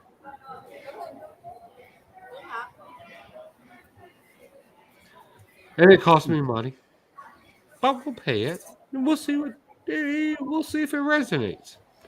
We'll do a year of it. We'll see if we'll do a year of, and I'm only doing comic books that are related to my comic book. So we put out a list of comic books in my personal comic book collection, and we're going to put that out to people. Can you describe like what your content will look like an episode of this or something of this? Can you I will explain do what it on Christmas Eve, and I will do it on Christmas Day. No, not when it'll come out. Can you describe? Because I'm having a hard time understanding what it is you're doing with said acquired property characters. Yeah, Yeah, yeah. when you get Great permission question. to use one of these characters, what are you hoping to do with it? Great question. So what I would suggest you do is subscribe to Poke and Joe Comic Book Review, because that's Hey man, I'm one step ahead of you. So I've subscribed. So the question that Comic Journey, Taylor, myself, are you intentionally trying not to make it make sense for us, or are we just lost? No, Because the only thing we understand is you're talking to. We're going to put out the comic book, the legit comic book of the character. We're going to put it out there for you people that you can read. Print or media. Whatever YouTube is, however you define that. I got you. I didn't know like that. Like even that wasn't clear. That's why I was asking. We're going to put out the comic book. We're going to put it out to you. We're going to add value to the comic book, because that's key in copyrights, and we're going to put it out there to you. So when you hear all the speculative people out there, or if you want to argue and debate when the first appearance of something is, or the cameo appearance, we're going to put out the comic book for you and let you decide. We're going to crush all the bullshit. And we're going to let you decide. And before everybody gets about licensing and copyrights, we're buying the licensing for it. So, and we're submitting it to YouTube. before we launch. We'll do a test phase on. I'm hoping to have something on Christmas Eve for you guys. Something with Superman and Santa Claus. We're gonna do some things with Santa Claus and hopefully if we get in time, speculative, hopefully. But this will be a huge jump for the Pokemon Joe. Sorry, too We're gonna late. spend a lot of money to make this happen for people. So it sounds like what you're trying to do is you're trying to put like a digital viewing of one particular comic book on an episode of something. And add value to it. You need to say that part to it because that's part of the copyright, right? You gotta. So add is it going to be okay? Like it's going to like focus on like okay, so this is the cover. Flips to the first page. You can read it online, You can like on YouTube. read it. We and then will it'll go not to the next one. read it for you. You can read it on your own. Because I've always been an advocate of reading comic books on your own. If you hear somebody read a comic book or make something annotated, it doesn't make it personal. Isn't there already digital comic readers online already? Tons of them. Yes, sir. You're So right. how is yours going to be different from theirs? I hope you don't have to go into specifics. Just say, "Oh, it's because of this." I'll be very specific. I would hope that I'm trying to Australianize this for people because we talk simple. No, I appreciate it. Yeah, no insult. I hope that the music that we add to it will grab to the drama at the right points and times to create an experience. I want you to read these comic books and see the saddest moments, and I want you to cry. I want you to get upset. Like, I want you to feel those feelings. So we're going to add very specific music. So it may not make sense to everybody, but I think there will be a point, the way I do my comic book reviews, I want to add value and just like your emotion when you read these things. I want you to feel what I feel when you read these things. So are these going to be narrated or nope? You will have to read them on your own. But he's you will creating a motion comic with music. But he's. I'm sorry. Will you stop? Hold on 1 second. I want you to read these comic books, and I want you to hear the background music, and I want you to experience it. When people say, "Hey, you read a comic book and you give these words, where do you get this from?" I want you to feel me in every aspect of this whatsoever. I want to immerse you in everything I do. The anger, the pain, the subtlety, or even the boring parts. I want you to feel. I want to justify my comic book review.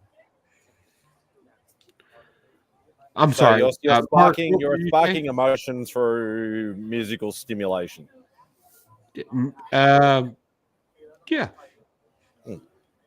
Sounds like a motion comic without the voiceover. Yeah, I don't like reading things to people because that person's extenuating their emotions to it. I just want you to feel. Well, that's what you're doing with the music then at the same time. Well, you can make that argument, but I promise you, when something's intense, I don't think most people are going to argue the most. Like when Spider-Man throws something, I don't think most of us are going to argue that first moments. And also, I've kept this down and I've made this a purpose. These comic books are in my collection. Like this is stuff that I own, and I want to make that very clear. And the reason why I collect these things, and the things that, like, this is selfish, right? The things I feel when I read these things, like this is completely personal to me that I'm putting out to the public. You want to know when I'm sad or heartbroken in a comic book? You want to know when, and I hope that other people feel the same things. I would think normal emotions. Yeah, so it sounds like what Mark said, like, because I know back in the like the Marvel Knights days, they actually released a whole pile of motion comics that were done. Like I know there was a Black Panther one, and there was a few others and things like that. Yeah. But obviously with narration. I'm gonna turn the radio on and flip through this and experience the first appearance of Carshone. Yeah. That's one of the ones that's going to be in there. I'm just not understanding the need for doing the licensing part. Well, the licensing part comes from the fact that on YouTube or any platform, when you place this stuff out there, you can get copyright strike. Well, right? you're not reading it to anybody. That doesn't matter. That actually does matter. No, it doesn't. It does, and I'll tell you how I know it does because I'll you tell can you how it does. Before you do that, let me finish. Okay, go ahead. Quick. You know, when there, if you attempt to get on YouTube and read a comic to somebody, you will get copyright struck by YouTube and the people that own that property. That's why I'm pointing out that it matters, because we know firsthand it does, because people have been hit with that very thing. All right, so tell me how that didn't happen in real life.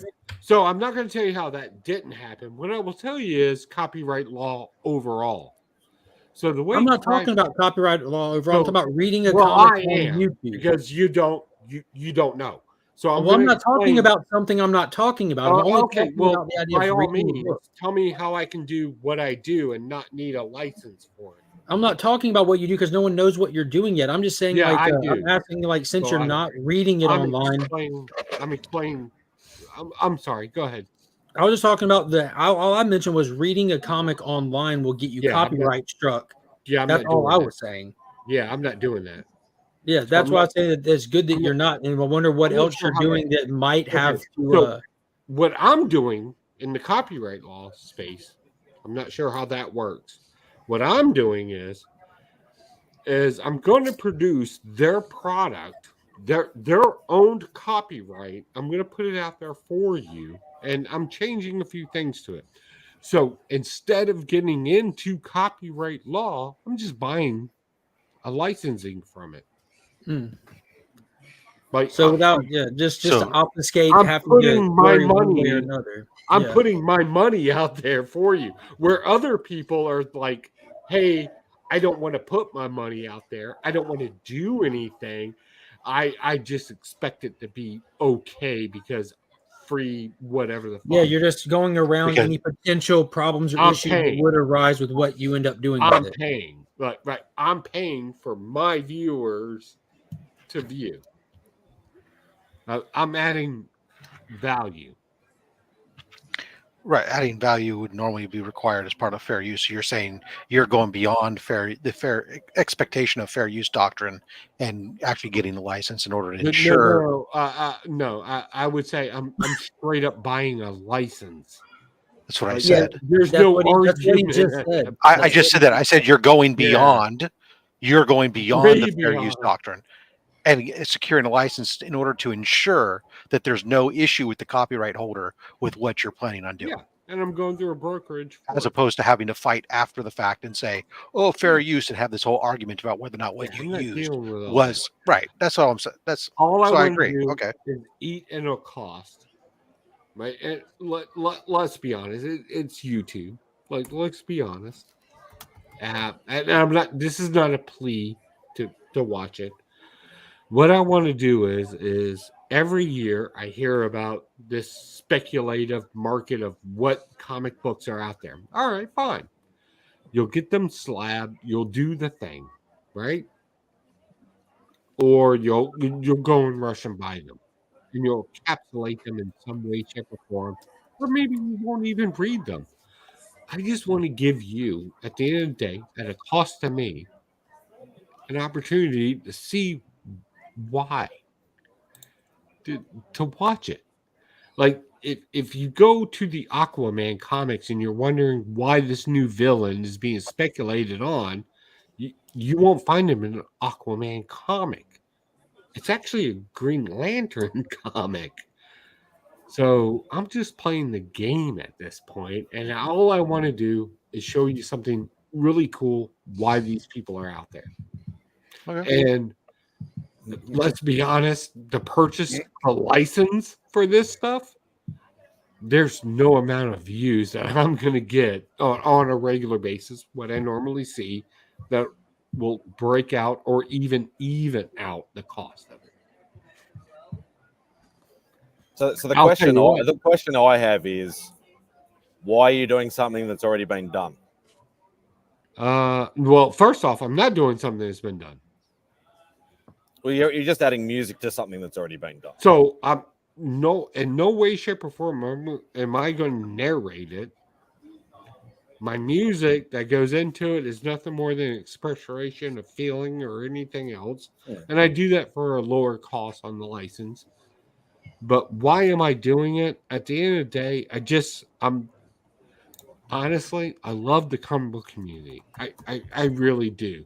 But if I ask somebody, hey, what's the first appearance of Kane? I'll hear 7 different views. If I ask what the first appearance is, and let's be honest, a lot of these comic book people, and this is no stab on anybody. This is back to the comic book reader community. Me, right? Guys like me. If it's locked up in plastic, if it's so high value that you can't read the comic book, it places no value in the reader. So this is just a gift for an entire year that I want to do for people. It is my Christmas gift for twice a week for stupid amounts of money that I'm just giving back to people that I hope like there's no benefit to me. I'm just putting it out there for people. So was this born out of the idea that Karshan first appeared in a Green Lantern book before going over to Aquaman? No, it actually born from Authority. Okay.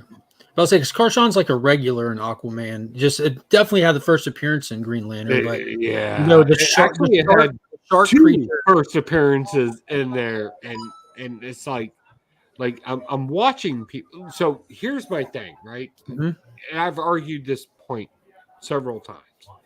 What's the difference between cameo? What's the difference of first appearance? And then, like, why are we crossing these characters? So I just wanted a place where it's like, hey, I don't want to be involved in all these arguments because I think they're bullshit to begin with. Here's the comic book. If you can't afford it, because at this point it's stupid, let's just have some fun and read it for yourself. And this is in my personal collection. I will never, ever go out of anything in my personal collection. This is what it is.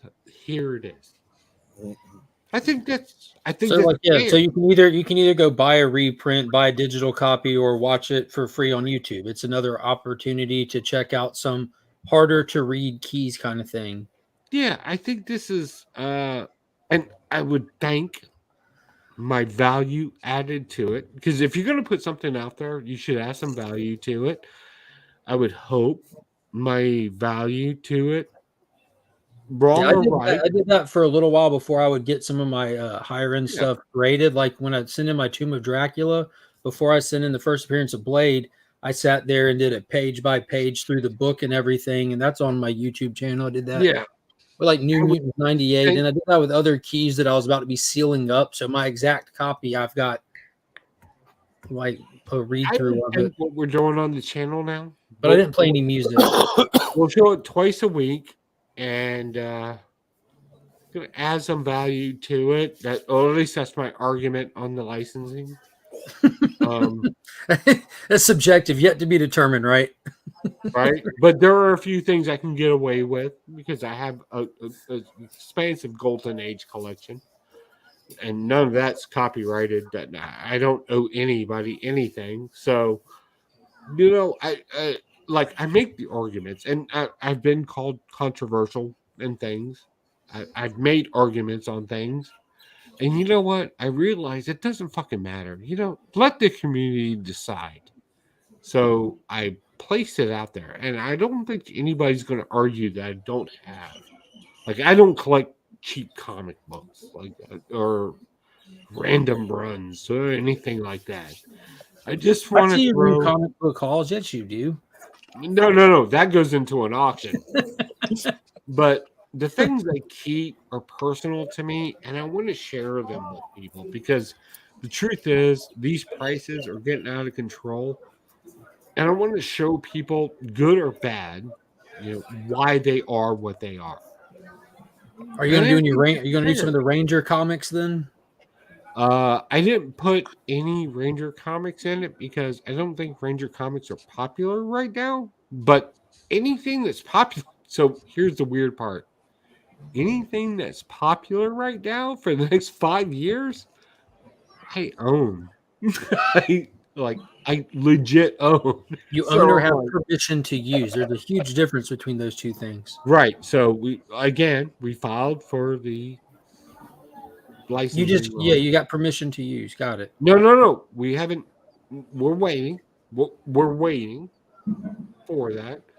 Like I always do things in a legit manner. I don't just do things. And we'll pay a little money for it. And the truth is, the money doesn't matter. We're just, I think a lot of people like, why is 181, right? The public comic book. What's going on in a Hulk 1 that makes it popular? Like, what does that look like? Nothing that went on in Hulk 1 made it popular, so much so that they canceled it after 6 issues. Hey, you know what? They encapsulate the comic book. You can't even look in that comic book right now. It's like, Jesus Christ, people should read this stuff.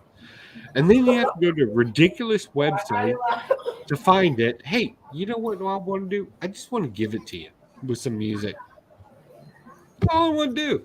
So I'm going to buy the rights. For a Hulk 1?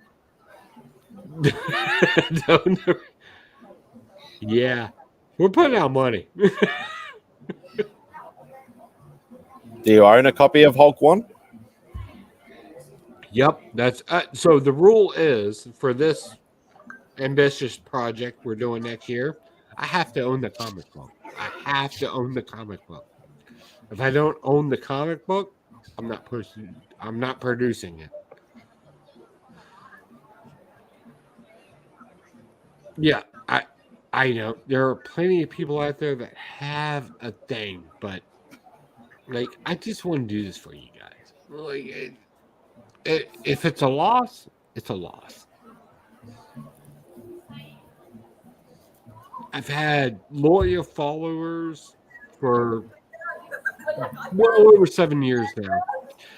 And I feel like in the next year, instead of one comic book review a week, I kind of want to give you all something new for the next year. So we're going to purchase some licensing and we're going to push it forward for you guys.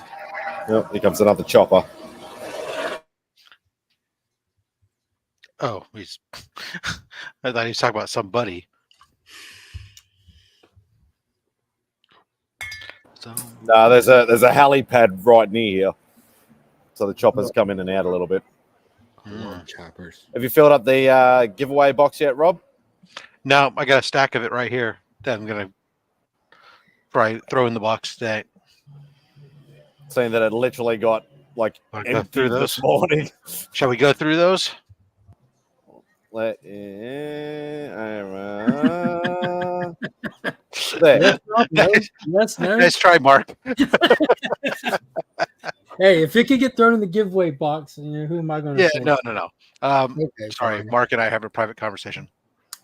So we'll be throwing in another book there with another Fat Stacks of Comics +6 to replace the one we pulled out today. Oh, snap. That's where we start using these black box comics for. We got a facsimile Iron Man going Oh, in the thank box. A facsimile Hulk 180 going in the box because I'm not as cool as Mark, but Mark Yeah, I has a say video. reprint. Mark has a video. You can go to his channel and Yes. linked there where you can get the real thing instead of this cheap reprint. Pinned to the top of my YouTube page. Go check it out. Keeping my copy, but you can win your very own. Another reprint, as Mark likes to say. Thank you, sir. We're Scorched one. The Sylvester McFarlane cover. We'll throw another one of those back in the box. Not a reprint. Nope. Some people seem to like. BB-8 said what, plus 10 too much for you, Rob? Oh no, there's a plus 10 going in here too. That's this morning's episodes. Another Gunslinger Spawn #1 going in the box. Legend of the Dark Knights #1. That's a first nice appearance. That's a nice cover. Look at that. Superman blue and red and blue #1. Red and blue B cover by Bermejo. Yeah. We'll get a Supergirl special with a bonus pull. Oh, nice. On it. Yeah, Supergirl goes and saves a deaf school. They never even heard her coming. It's a true story. But Detective Comics 600. A Warlock and the Infinity Watch first issue. Some 90s goodness. A Wonder Man #1. Oh. Ooh, #1. That's cool. A New Warriors #1. Take it or leave What it. is that doing in there? Sorry, Mark's not here. Warlock Chronicles #1. Chromium cover. Let's go. Shiny goodness. Transformers WonderCon comic. That looks like a cutout and paste kind of cover, like has the outline on them and stuff. That's Yeah, pretty because cool. it's the toys. Oh, that's the toys. Okay, yeah, that is. That's really cool. Yeah, they did it with toy action figures and they put it together, so that's cool. In Invaders 36. Hey, just put that aside for me. Invaders 29. Put that aside for me. Incredible Hulk 400. Ooh, more shininess. We have this is, I don't even know what book this is, but it's an homage cover signed by Tim Seeley. That's pretty cool. It's got a signed card as well, local man, whatever. This is a twig that's signed and remarked. They remarked it to make it look like it's a Care Bear. Who did that cover? Well, signed and remarked by Ken Salinas. Okay. There's a Mark Waid homage. Oh, that's nice. Mark Waid homage. Here's a Chris Giarrusso. Oh, the early chibi stuff. Gabe Elatab or whatever signed Superman 32. I just got a free comic book. Oh, nice. Shakara Feline Madness. See, around here in Georgia, you're not allowed to loiter. Over there, you get handed free comics. That's pretty cool. Flashpoint Beyond #5. This is double signed by Jeremy Adams and Cool. Tim Sheridan. Yep. Yeah, very fantastic. Star Wars #1. That looks familiar. This is the GameStop variant. Yeah, I have a copy. I did a copy I gave to my sister. This is a copy. A third copy I'm putting in the giveaway box. This is one of my favorite. This propaganda style poster cover. It was a GameStop exclusive. We'll put a Justice Society, another one of those Alex Ross covers in there. We'll put some Avengers 193. Oh, nice. As a bonus pull +1, we got a Black Manta, issue 2. Homage to the Venom cover. That series was too short-lived. We got a Fat Stacks Comics +10 going in the box. Black Box Comics. Yep. Amazing Spider-Man 170. What is that doing in there? Batman 353. One of those. And Batman Spider-Man 176. Same character. It's all good. So all that's going to go in the box. Very nice. Yeah. A lot of signed books, some Bronze Age, some Copper Age, some various whatnot. Ugh.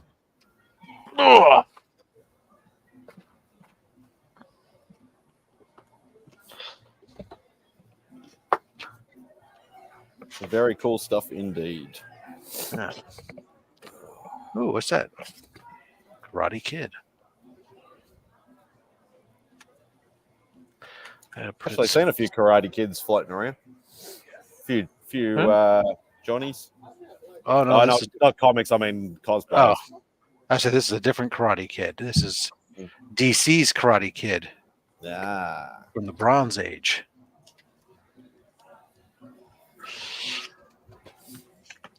very nice. Not to be confused.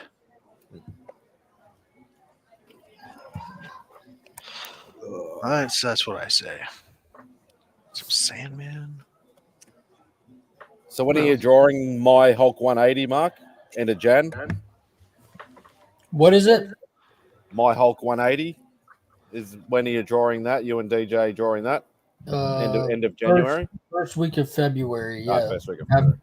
After December and January is the 2-month-long event.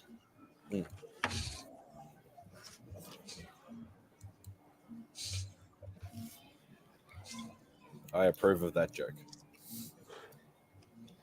Did you see where you won the Legion loot last Sunday? I did not win the Legion loot last Sunday. No, you won the Legion loot. Nobody told me. I'm still playing catch up. I did not know that. Well, he's telling you now. Yeah, I was just waiting to see how long it might take. I'm still about a week and a half behind and catching up on a lot of my YouTubey stuff. YouTubey stuff. I will have a look. Thank you for letting me know. Because I know you're not one to let people know generally. Usually up to them to do it. Yeah, it's not hard when you know it's that night just to go run through the stream and check. I prefer to try and watch people's entire stream. It's on a stream.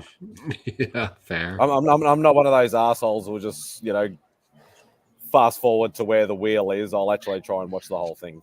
I'm one of those assholes who ain't got time to watch the whole thing of all the people. I was say I feel attacked here. What is that? I just try and do the right thing by everybody I support. I don't have that. You and Spike Lee, huh? Sometimes. I see what you did there. Thank you, Rob.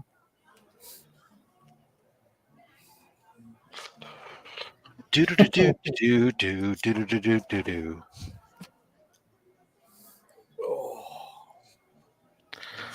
There's my battery on my phone going. gracious. The Wi-Fi around here is absolute rubbish, so I've had to hotspot off my phone. It's at a con. They're usually not great.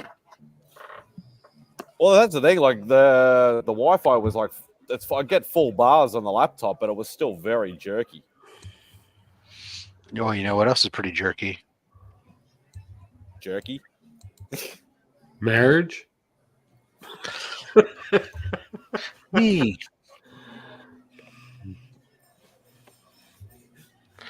I'm Papa says jerky. CJ is jerky. Well,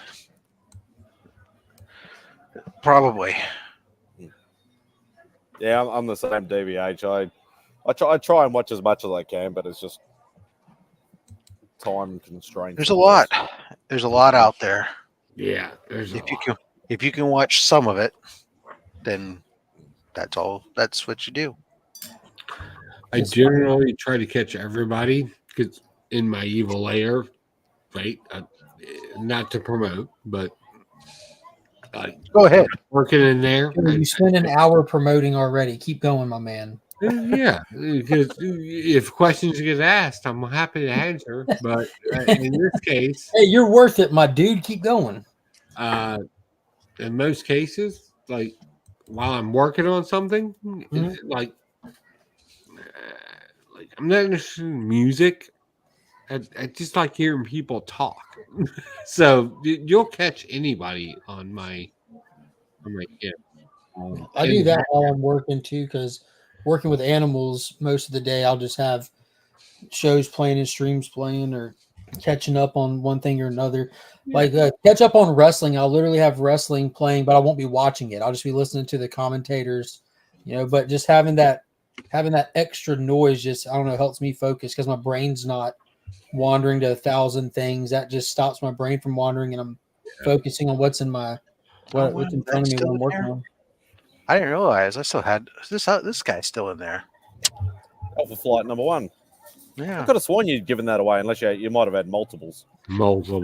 maybe. I don't know. I tend to get books in multiples lately. I find lots or something like, or warehouse buys. Or like the other day, I just picked up a bunch of like X-Men number 1s, and so it's like, or some of these like these Gunslinger Spawn number 1s and stuff I've had, right?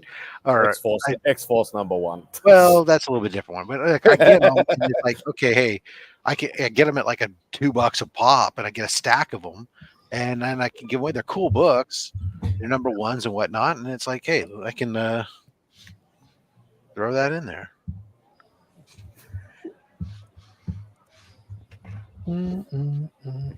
Joe, did you go see the new Godzilla -1 yet? I did. It was pretty good.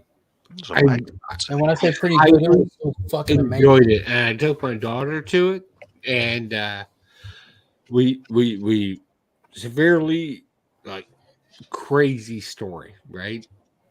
And I'm cool with reading something, right? Like the translation, and then we saw the new trailer, and we were like, "Oh, that doesn't connect. That's a different thing." So we were like, "I don't know." But we'll watch it because we're nerds. Is that the one with where people are complaining about the pink bloody blast instead of the old blue? Who cares? Energy. Well, he's been pink countless times. It's the people that have only ever seen the American legendary films are like, why is he pink? Like because he's pink sometimes. However, I will write it into the story, and when it comes down to it, it's to sell toys. I will take this to a scientific, right? So energy doesn't produce itself in pink. Say that again. Energy does not produce itself in pink. Yeah, I'm not familiar with it. I know like radiation does glow blue. Yeah. They learned that in Chernobyl real quick, didn't they? Like we have there's a whole country that's like they're afraid of the color blue. Right. And they'll even say it's not even blue, right? So there's been the whole comic book gate thing that's like why pink? And it's like nobody understands pink. So the whole idea, right? If I can for a second. The whole idea of a fictional character producing electricity from pink is translating a different type of physics going on. It doesn't exist. And the truth is, it doesn't matter. Since it's fictitious. It doesn't matter. Standard it's comic books, it's science fiction, it's monster movies. Yeah, you can do whatever you want. So everybody's like, well, it's female. Well, why? Because it's pink? I'll be honest with you. If anybody recognizes pink being female, it just shows how little you know about the world, right? Like the rest of the world doesn't recognize pink as female. They don't? Like, they've never heard of Barbie? Right. So I'm going to go Barbie ahead might and be say single-handedly is like responsible for associating pink with female. I mean, classically, like it's not limited to females, but it definitely is a color that is attached more to females. Right. But to be fair, I will say that electricity, if we talk about the science of it, we take away the woo-woo, as I like to say. Electricity doesn't produce itself in pink or blue as well, right? It's white. Because it's a flash, and like your brain, it definitely can appear blue, like tasers and stuff like that. No, I'm not saying it is. I'm saying it appears like that's a whole nother thing. Usually, when people see a lightning flash like that happen, right? But I can make a laser if you put me in an evil layer project, right? And you're like, well, make the laser pink. Like that's a day's worth of work, right? If you want it blue, if you want it green, I can see you sitting there like different types of glow powder, pouring it on an arc. Well, not glow powder, Glow powder, an actual arc. but lenses, right? Right. Like I can change light. You can change light or a laser or a projected persona, if you will. You can change that any color you want. Color doesn't matter. Color only matters in the United States. Like we have, like, this means this. This means In that. terms of Godzilla, he's been because like there's different eras. He's been around so long. Like there's literally different story eras of Godzilla's timeline and stuff. And from Godzilla, like it was like what shit like Godzilla like 95 through the early 2000s when he did his atomic breath, he went pink, and like it would go through phases of it would go pink to red to white because it was showing you that's like this show you how strong he was shooting kind of thing. So Godzilla's just been represented with different colors over the years to do something different for the fans to look at, and to sell different toys and all that. And this is just the first time that the modern American audience is experiencing that. But I will argue, right, just to play devil's advocate, not in a superficial way, right? Sure. Pink, right, in the universe, if we looked out in the universe, pink does not exist. Neither does purple, right? Those colors do not exist. And it was only till about a million years ago that the human could understand or perceive the way of pink as like we evolved to the color pink.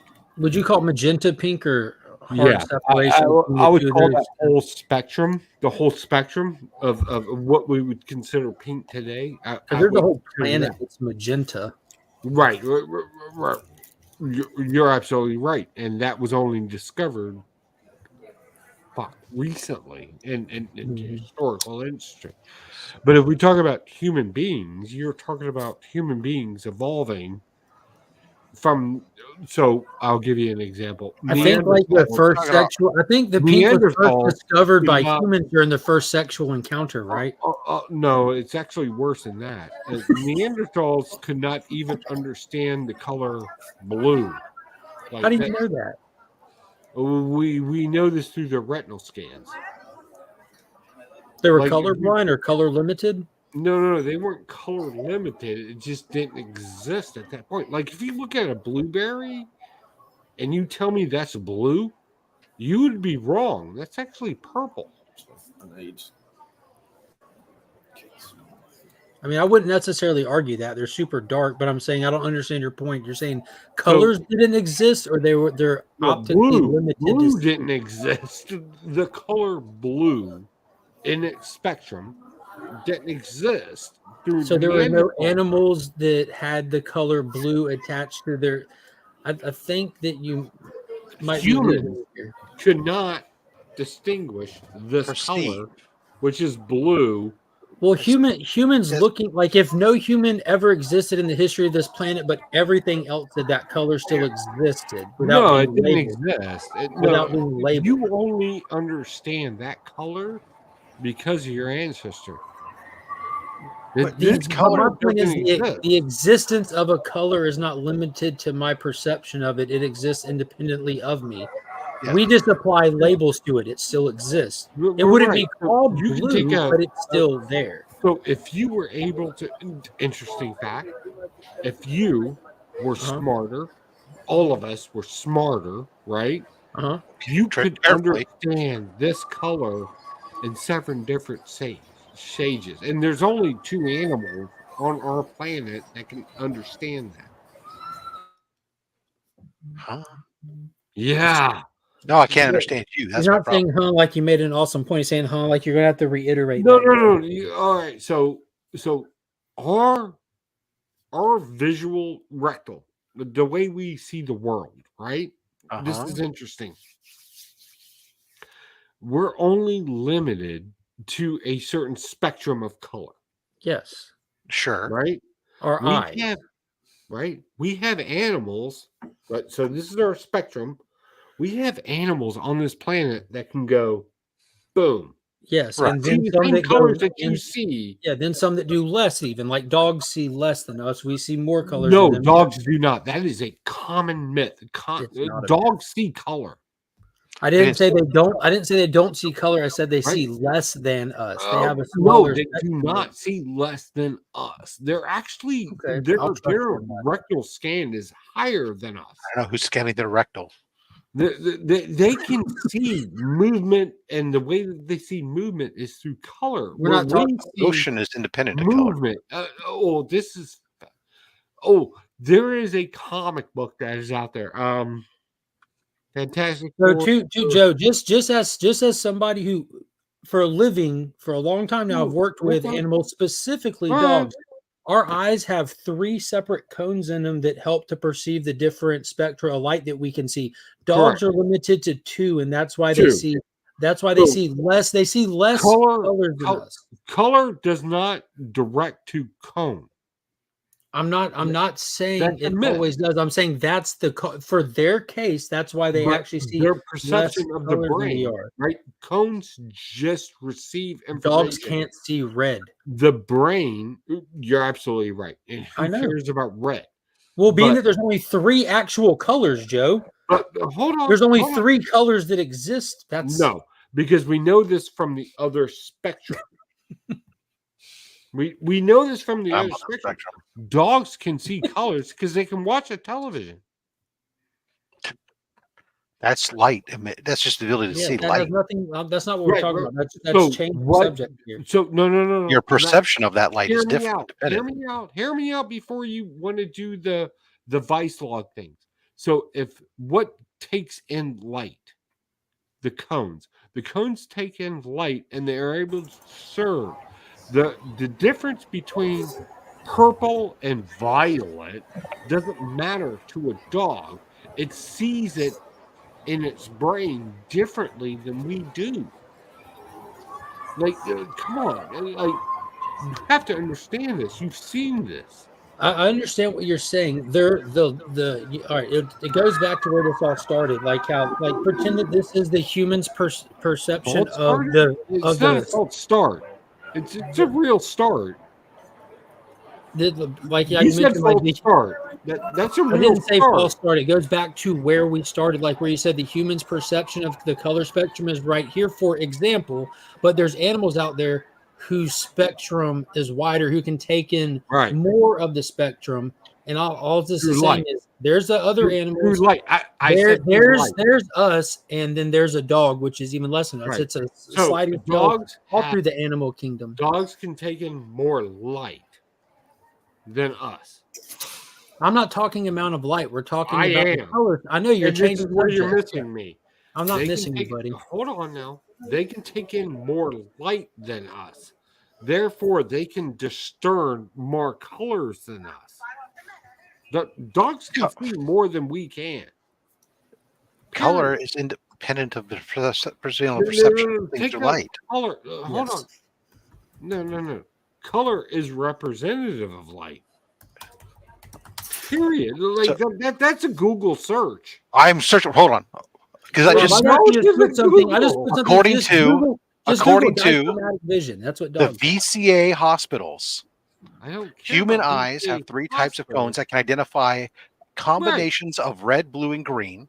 Dogs Standard. possess only 2 types of cones that can only discern between blue and yellow. Right, This but- limits color perception to Right. dichromatic vision. Hey, that's what I was absolutely put in the right, chat. but our- Dichromatic vision is what dogs have. our That's the name of the perception- condition. Hold on, stop, guys. Our perception of color is not expanded to a dog. A dog has a expanded vision of it because of the way his brain works. It has to do that through evolution and spit. You're doing the thing that I absolutely hate in science. And let me be very clear on this. You're doing look at me. I'm right about a thing. But you're not reading the Hashtag look 100 at me. pages worth of definition involved. Look, I'm telling you, from an evolutionary standpoint, through millions of pages right now, that dogs can percept blue because it recognizes as red. It's why dogs are able to see a television and understand what's going on it.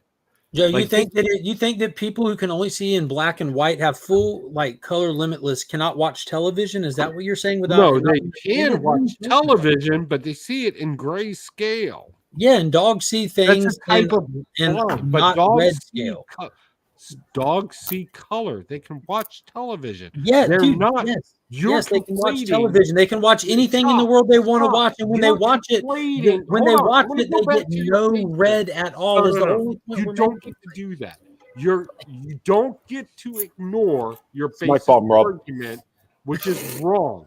Your basis argument was they don't understand. They do. What was my basis? What was the basis argument that you're disagreeing with? The argument is that they can't watch television and see red. They can't. No one ever said the word television. You just said that. I get just now to point out that people who see in black and white still can watch because you keep going back to But television. a dog No one's does talking not about television. represent that in its brain. Like you're conflating a dog to a human. Those are two different brain waves. You are conflating, sir. No, you were just this all started with you trying to conflate a human with an animal. What are you talking about, buddy? An animal can see color. Period. Yes, no one ever said they couldn't. That's you did. No. I never once said a dog can see color. By all means, tell me. You said humans see in a color spectrum like this, and other animals can see like this, and I said yeah. And then there's some animals. That see less than humans, and for some reason that's absolutely incorrect. There's no animals that more see than we do on the spectrum. Let me introduce you to a mole. Okay. Introduce me to a mole that keeps its eyes closed. They're blind. It closes. You missed your point. And a mole closes its eyes to dig. It can see in the same spectrum more than a human. It closes its eyes as it's the same way you would dig through a tunnel with your bare hands. How about a Texas blind salamander then? That is a literal blind species of animal. How about that one? The definition defines itself, doesn't it? It's blind. Like you're. Oh my gosh. Oh my God. You don't understand. You think you just told me that a mole sees better than a human when it is a blind animal, Joe? This is hilarious. It's the cone does not define intelligence in any way and discerning. No one's saying anything about intelligence other than you. No. We were less intelligent. Is. I am not listening to Jeffrey, but he's still talking. I am not listening to you. It amazes me how people grab on to clickbait and hold that as knowledge. It's discerning. What? It's like I'm just being real with you guys. It's discerning. Well, the problem I have, Joe, with what you're saying, is you have first started off this entire conversation by saying that we were talking about intelligence having something to do with your ability to perceive color, which intelligence and the ability to perceive color are, from my understanding, two different things. You think those are two different things? I do. I think that because they are. I think that your ability to hold on. No. Why do I have to hold on? Let him finish so you understand what he's saying. There's under my understanding, intelligence, right, has to do with your ability to reason, to do complex equations, all kinds of other types of things. Your knowledge of the world, which is independent of your perception. How I hear things, how I see things, what I smell, those are independent of my intelligence. Is it? Yes. Okay. So is a red apple safe to eat? Depends. Look, motherfucker, I'm going to make this simple for you. If you see a red apple, can you eat the red apple? Depends on whether it comes from an evil person from a Disney movie. If it was a purple apple, would you eat it? You want to add color to intelligence? Fine, let's do that. Which apple are you? No, we don't. That's- We're not okay. associating color to intelligence. No, he It's actually just good. did. This is perfect. Okay, Joe. No, he did the opposite. So I have Alright, two. what You have more with it? you have two apples. You're talking your red and Alright. your purple. Safe to eat. Eh, My perception of the color red and purple is independent of my knowledge as to whether or not one is safe to eat through which is learned from either being told to me or through observation of the world around me. wow, that's a lot of work. I'm just gonna eat the red apple. It's not a lot of But work. why would you eat the red apple? Because you Yeah, have why would safe you? in an Yeah, apple. why do you feel confident eating the red apple, Joe? And most animals are gonna eat the red apple. that's an Why do you observation. feel were why way what gives you the over- confidence? No, to hold eat on. red apple? This is a good example of over science. No, what You gives guys you are- the confidence to eat Hold the on, red no, apple? you stop for a second because you don't know what you're talking about. I'm asking you a question. I'm over- not saying no, anything. You're over sciencing things. Stop over sciencing this. Red apple, good. How do you know? Period. This is not a debatable subject How do you know? because it's a red apple. What about How did red we berries? learn that? Millions of So now, if years I go outside and look at red berries growing on a bush, is that the same assumption? Those are safe to eat, right? Hold They're on. red. Hold on. I'll bring up some survival skills and I'll bring you the one The reason we not know necessarily argument. Hold on. We're just asking you. You're not Hold answering. on. I'm thinking. You were very confident. Now you're thinking. Hold on. I'm thinking. I cannot think of a red berry other than a holly berry that's not safe.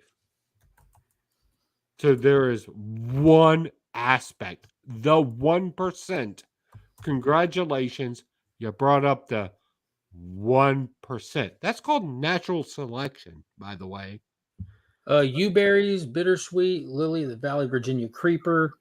There's actually countless. I'm like, you do a simple Google search and you'll get countless elderberry, oriental bittersweet, Daphne mezzarium. Yeah. So if you use that You're red absolutely right. means go mentality, Yeah. you will die in the wild before you find an apple. It's a great thing about it. You can do things with snakes and things with red fur and that's called natural selection. So you just brought up great examples of natural selection. Congratulations. right through learned and observed. Yeah, No, exactly what That's Rob was saying. geographical. No. That's a different science. No. You don't get to piggyback on another geographical science. There's no What? such thing as a geographical science. So let me ask you a question. No, there is not actually. It's applicable. actually a study. You don't know what you're talking about. I So- actually do. You say that, no. but it I'll doesn't bring it up mean to like you you're because making if sense. you put out the points that you brought out, apples don't grow in those areas. So if apples grow in those areas and it is red and it's great, like you're conflating, right? This is the example of conflating. No, it's not conflating. You said God, now you know, before you're you changing interrupt me. Before you definition. interrupt me, you said red means safe. I eat red. No, And we no, asked no. you why. Red And before you continue to apples- interrupt, I just no. you What didn't I you didn't said you was wouldn't you that wouldn't you apples wouldn't you mean wouldn't you safe. wouldn't you wouldn't you wouldn't you wouldn't answer why red. Do I need to You conflate? wouldn't Okay. you wouldn't I'll conflate. you wouldn't You're answer why. absolutely right. You I'll wouldn't go back to answer. You conflate. wouldn't answer. You wouldn't answer. You Places wouldn't answer. You wouldn't will answer. You wouldn't red answer. You wouldn't apples- answer. You wouldn't. You Hold wouldn't on. answer. Hold on. I'll Hold on. answer. I'm gonna let me finish this sentence I'll before answer. you step on You my brought tongue. me up on a You conflation. wouldn't. Well, let me get I the will complaint out. clear- You don't even know what I'm about to say. Hold on, Joe. Pump Hold the on, brake. no. I made a I'm mistake. not going to I'm stop, man. correcting the- I'm no, going to no, say go a ahead. sentence, buddy. You No, wouldn't I'll answer wait. what Go it was about a red apple that gave you confidence to eat it. So we had to Because expand it's off. geographically grown in an area. Jesus fucking Christ. What It's area? like you're fucking stuck and stupid. Let Not me stuck and explain to stupid. you. Okay. I'm sorry. I apologize for my last statement. No, I'm not offended. I'm just saying we're getting to An a point. apple grows in an area. Let me conflate, or let me explain. If an apple grows in an area and an apple is red in that area, and a species eats the apple and it does not die, that tells the other herd that is safe to eat. You know Which is what? what I safe- said. Which you said no. But You it said is no. red. Hold on. No. You tried to conflate to color. Color makes no difference. No, that's you. That That's your is argument. a safe thing. It saw a red apple. The red apple is safe to eat. You guys are trying to add all this other stuff like berries into it. Do you not know the difference between a berry and an apple? Like those are two Irrelevant. very Irrelevant. Is it irrelevant? Because if you Yes, say it's it's irrelevant. irrelevant, you ignore. No, you it is. ignore It is relevant. evolution. It's relevant, but how we got No, the it is berries? not. Oh my god! It's like It's a not relevant fucking- or irrelevant, Rob. It's like, look. Do you all trying want to some agree with crowns to Joe, and color now a I'm wrong because I agreed picture? with Joe. Do I have to break things down to Joe, I was a- agreeing with you, It and now would you're work. telling me It I'm would wrong. work better if I'm you not would upset attempt. right It would now, work better if but- you attempt not to break things down and hear what we're saying before responding. But your problem is that your responses, the moment I hear them, it's like, oh wow, you. But don't I believe agreed with it? He you. literally just agreed. I with you agreed and with then you, and him you told me I was You wrong. did. He's not. My argument isn't with you. My argument is with him. But so I was trying to explain because I was agreeing with you Go ahead. in this particular case here. The berries was a side tangent. Let's forget that for this moment. Because that's convenient. Let's stick with no, because it was a tangent that got off Convenient. topic, and how we got there, Okay. we won't even get into. Okay. The apple. The whole point was I said that it was a learned through observation. Maybe not direct observation, but we've learned it over time. We've seen other animals eat this, that this seems to be safe. We can go with this. You just said this, but earlier you told me no, that was wrong. Right, because the original apples were not red. Regardless of what color the apple, how we know know anything, we as ignoring species color made apples first red. and foremost. Okay. All right. Oblivious of any color whatsoever.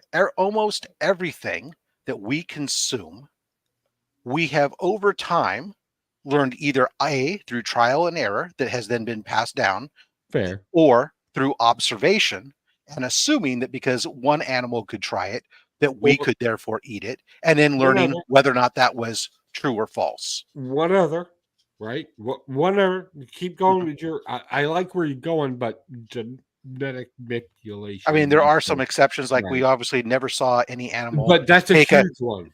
That's an evolutionary thing. So there's I would like to add that if I can, but go with what you're going. My side was how we consume things, because obviously, for example, like nobody ever saw a fucking animal take an artichoke and steam it and scrape the leaves and fucking not eat the part. Didn't exist until 1,000 years ago, but yeah, fair enough. But true or false? So my simple point was that these things that we learn through observation are being passed down to us, being told to us, etc. These are part of an intelligence that we earn about these things that we learn. They are completely independent of the color of my ability to perceive color. My perception of color, however, this is where I disagree. We understand, and I'm sorry. Go ahead. I'm sorry. My ability to perceive color can be combined now with this intelligence to differentiate certain items that may appear similar. Mm-hmm. And that ability to perceive color adds a simplicity to discerning at that time, instead of having to look further and closer at the type of plant that it's on and the area that it's in. It's a limiting factor. Mark says a lot of fancy things. I'm going to tell you how evolutionary actually works. You can go to a museum and you can justify anything that I'm saying, what I'm about to say right now. You can actually go and source everything I'm about to say right now. You can actually go and talk to professors, everything I'm about to say right now. We understand the safety through our perception, because at one point in evolutionary standards, we could perceive color better than anything else on the planet. And we're talking about your Neanderthal ancestors, which, by the way, hate to tell all of you, you got a process in that. Like, all of you have that. You can take a ancestry.com. You can go get scientific evidence. Everybody else is going to talk to you about this. I'm going to talk to you about things you can actually research. Your ability to accept color and what color is and what's safe to eat and consumed about that process. This is about 4 million years ago, roughly. I may be off on that, but take it in an ancestry.com process. All of you are going to have this process. About that time, you were able to perceive the color blue. You were able to perceive different colors at that point in your evolutionary state.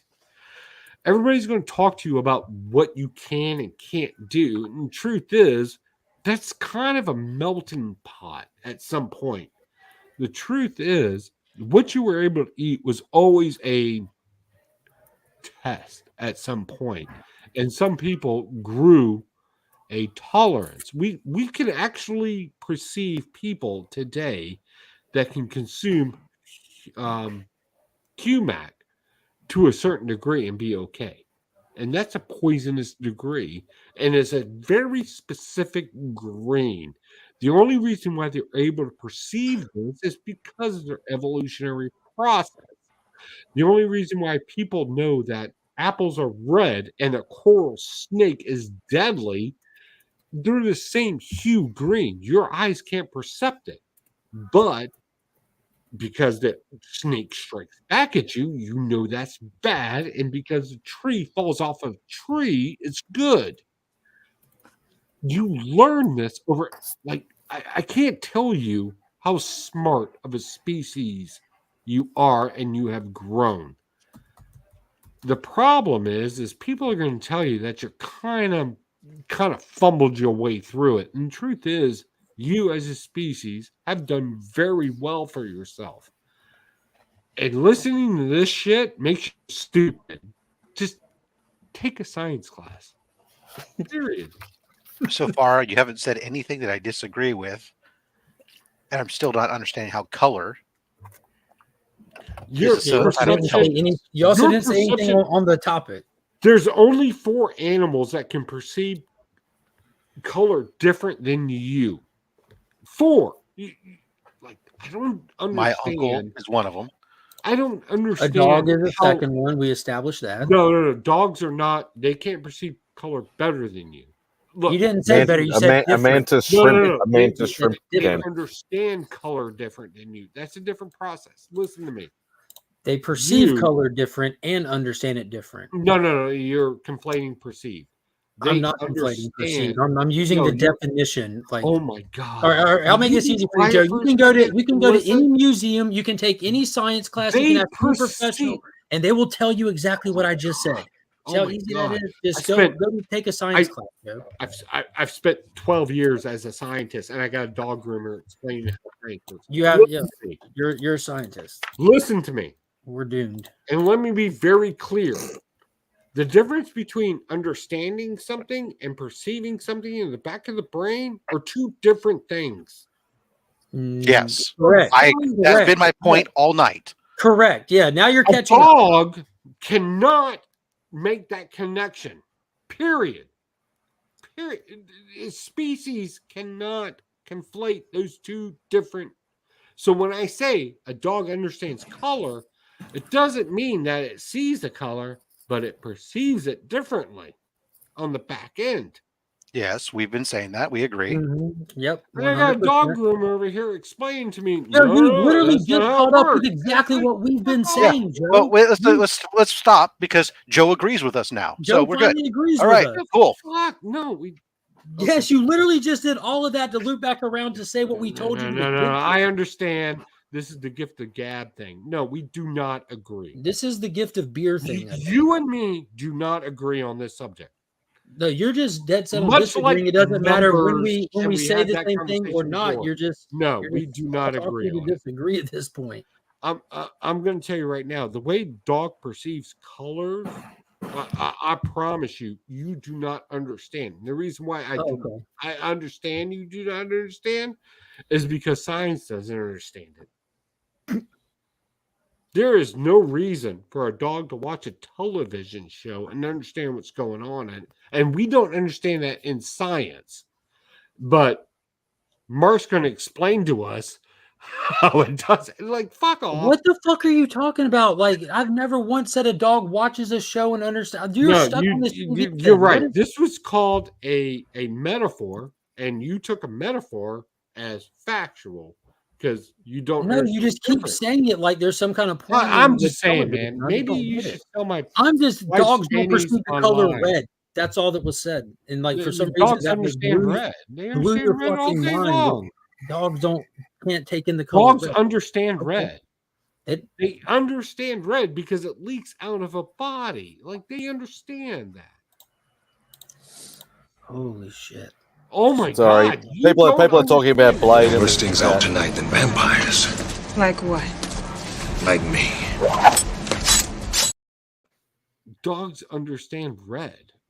The same way that full colorblind people understand red. They see red. Chickens don't understand. They don't see red, but chickens watch TV and understand it, though. Oh my God! Watch TV. That's your answer. Fuck right off with that. I'd rather read a college paper that says a dog sees red. Send me that paper. Oh my God! No, I'm not your research assistant because it doesn't exist. But I'll tell you what. You pay me $57 because that's my time.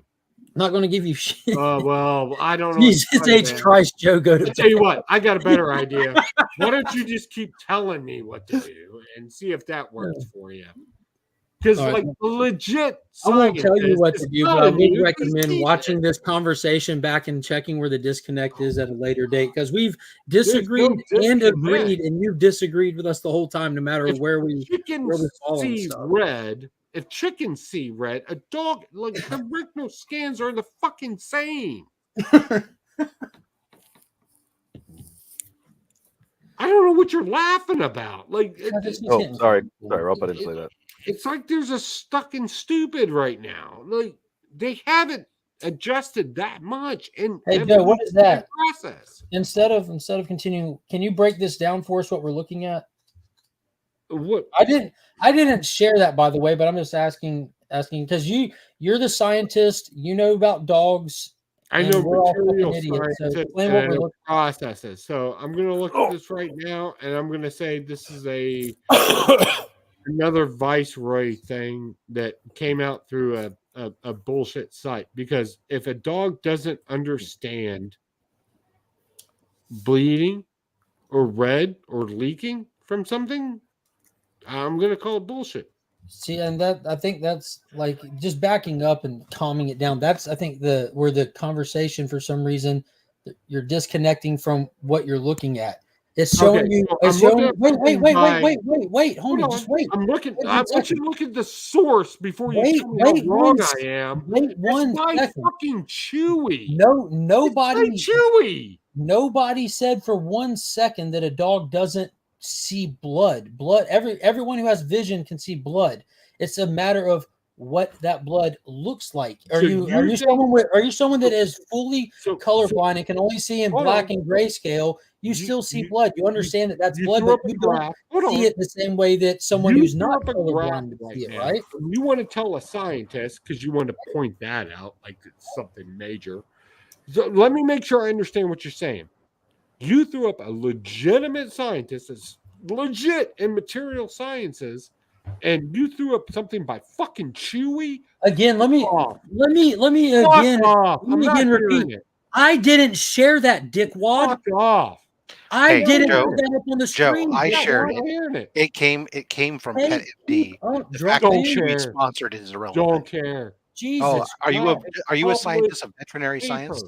No, he doesn't care about what the science says. He just cares what hill he's going to die on. He's going to die on the hill of Sam Adams. So Smoke bomb. Smoke bomb. Tell me. Good night, Joe. Have a nice night. I'm gonna go. Say it, Rob. This is ridiculous. No, I didn't want to get upset, so I'm gonna leave because I'm I feel you, man. Because nobody else cares. Chewy Chewy. We're gonna go with Chewy. Can I add something ironic? Please Go do. ahead. Simple Simon has half red hair and he is colorblind to red. No, he's not. He knows red. No. So I just like, thought it was funny anecdote to add in there. legitimate. All right, Rob. Thanks, mate. efficiency that humans have. Like that's legitimate through evolution. Like, I don't know how to break this down. Like I don't know where you all went to school. Okay, I'm being nice right now, but Thanks, Kelly. if a teacher told you this stuff that's being promoted today, you need to go back and sue those schools because they taught you misinformation. Period. And immediately somebody's going to throw up something from Chewy or something else. I'm like, fuck. Like, I'm not hearing that. I'm not hearing clickbait because I understand evolution as a whole. Like, I'm not hearing that. Like, throw up the Viceroy thing. Like, it's like saying the ultimate, to bring it back to comic books. All right, hold on, Joe. One second. Ultimate I'm nullifier. going to agree with Joe 100%. 100%. And I'm going to. Fuck you are. Here you go, Spidey. Just share that because I agree. Accredited sources matter. Royal Society of Open Science, Royal Society of Science. This is from the National Library of Medicine. Says the same fucking thing we've been saying. Any questions? Sure, because I've actually read that paper and you didn't. And shame on you. For Jesus Christ, this is why I don't like you. So what does the paper you threw say? up clickbait right now. So here, this isn't clickbait, Joe. Stop. I'm not stopping shit. Hold on. Go down to the stop doing the abstract thing. And Not go doing down the abstract thing. Stop. Quit down over to the sciencing, Joe. conclusion. Quit over Stop. sciencing. Go down to the conclusion. Or the abstract at the top. No. Go to the conclusion of the paper. And here's why you're not going to find it. Because you don't know what you're looking for. You clickbaited some bullshit. I intentionally went to a peer-reviewed paper. The worst on peer-reviewed paper, Joe. You didn't have to give me $57. You did not understand what you didn't were have to give me $57. You are the worst scientific person out there. Look, wrong button. Results you for are the worst. You don't. I'm sorry. This one hurt your feelings, didn't it? No. This is what you bring when you know what the fuck you're talking about, and you don't know what you're talking about. You don't know where to find the conclusion. Cool. You went immediately to the abstract. Dude, the abstract is at the top of every peer-reviewed paper. Dude, that's why I said that. I was at the abstract. Right of this conversation. You don't know what you're talking about. Right there. Right there. Find it. Find the conclusion. I'm not doing an abstract. You don't know what you're talking about. That's why I said, do you want me just to stick with the abstract at the top? The conversation. It's not the end of shit. Address the point, Joe. Instead of side questing here. The conclusion, not the abstract to me, the conclusion to the scientific preface of it. You don't know what you're talking about. You don't even know what I'm saying right now. Bro, you're just you don't know. Big mad. You don't know what you're talking about. Chewy's unacceptable because it's Chewy. Then you bring up this one, then that's the next problem for Joe. You don't know what you're talking about. Oh my God. One thing we do know. Hey, I hate to tell you this. One thing we do know is that dogs cannot see the color red. Hey. You passed it twice. I'm not even sitting here looking for a conclusion. You passed your argument. Graphs on it. I know your argument. You passed it twice. I don't have an argument. I'm just bringing up an act. Like you said, you had a problem with Chewy. Hey. You had a problem with Chewy, so we put in a non-Chewy one. The scientific stuff. You have a problem with that, don't you? Man, my guy, I love you, but stay out of this. You don't know what you're talking about. You know one thing we do know? What? Dogs can't see red. Well, you know what we also know? My wife's panties aren't for sale, so fuck you. All this time, just get back to the dogs can see red. Can we stop this now, please? I've had enough. Period. I've had enough. Someone started We GoFundMe done? to get Joe $57 to get done? a peer review paper where dogs can see red. Oh my God, you don't know what you're talking about. Oh my God, I would stick to trimming up the dogs. Now, what comic book should I buy? Yellow cover from the Silver Age. Or apparently red, because dogs can not or not see it. Should I get one of the That's- Fantastic Four that's- books, or should I get one of the that's old Strange Legion. Tales books? What do you reckon? One of the old Fantastic Four or one of the old Strange Tales books? I would go with Strange Tales. They're more Strange affordable Tales. right now. Fantastic Four is spiked. He had When the everything annual else is that going had, down, he had- that's running up. He had the annual that had Spidey and Human Torch on the cover. Of Strange Tales? I'm Yeah, not familiar with that. I think it's the first appearance of Spidey outside of ASM. Joe, you'd probably know off the top of your head. I've got one of those earliest ones. It's not the first Oh. outside, but that Tales to Astonish was credited as one of the early ones. I know it's because it's got like Human Torch and Spidey fighting in the air, sort of thing on the cover. Is it the Android or Toro? Or is it Johnny Storm? No, I don't think it's Johnny Storm. I think it might be the Android. I can't remember. Right now, what I would do is any Strange Tale. If you're looking to flip, I'm not. I don't flip. I don't sell well, books. hold on now. You're at a Comic-Con, so I'm going to throw this out there. Mm. If you're looking to flip right now, the first Marvel appearance of what is it, Santa as an ultimate power, I would probably be buying that right now. Because I'm just sort of nobody's looking at what paying he's got here. Like, there's more effect than what's actually there to But grab. then I would turn around and flip it the next year because it's going to grow. So I think that's 1991 that confirmed that or Marvel Holiday. If I was to speculate, I don't speculate, but if I was to hold on to a comic book for next year, 1991, Marvel Holiday Special confirms that, and DC actually was kind of cool with this. Like, Santa is the ultimate, like, he's the ultimate say-so. I would throw that out if you can pick it up, which you should get cheap. I would probably hold on to that for a year. I already one of the books I already picked up was the Strange Tales that had the first appearance of Eye of Agamotto and the levitation cloak. Nice. I picked that up. I think that's done, but it's a good book to have. That's the good time to get it. Yeah. But yeah, I was sort of leaning more towards Strange Tales, but old Fantastic Four 2 is quite rare over here. Like they're all the numbers here are all sub 20. I'm not spending obviously $1,500 on one of them because I don't have that kind of money. Again, not a speculator, but I'm looking at things right now. We know that Wonder Man is about to break in.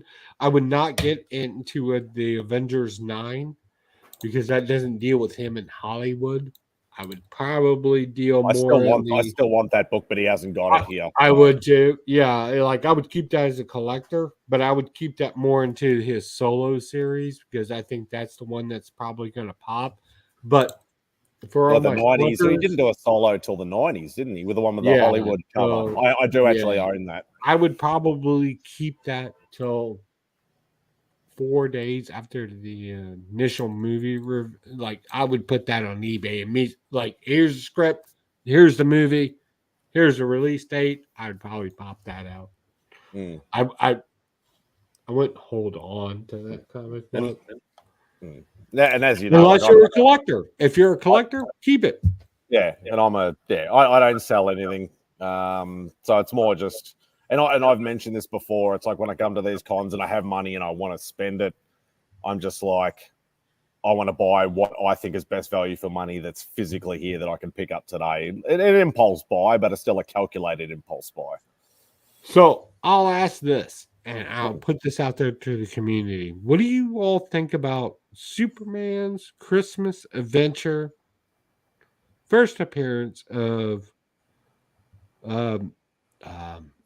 Santa in a DC comic book formation? Like, what is the value of that comic book? I bet you could pick one up for like around $50 or less, and it should be more than that. That's my You're guess. right. It should be because there's an introduction.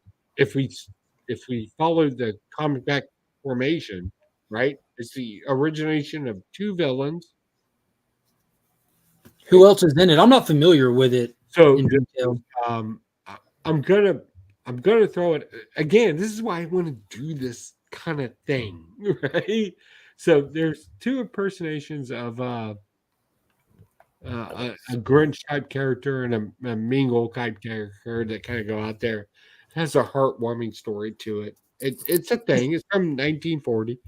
Oh wow, that's way back there. You Yeah, definitely won't get it for $50 then. yeah. It's the very first time you saw Santa Claus and a Superman type. Oh, that's where they're flying together, coming to the chimney with the yellow background. I just looked it up. I recognize the cover. Paul Cook Sector has it on one of his shirts that he wears for the holiday season. So I have that comic book. So that's a dope ass comic. So here's the weird thing about this comic book. Does anybody know what goes on in that comic book? Yeah, I haven't read it. I've never cared, to be honest with you. So the preface of the comic book has probably one of the most enduring stories you will ever see. It's like a kid's rich. He doesn't understand how rich he is.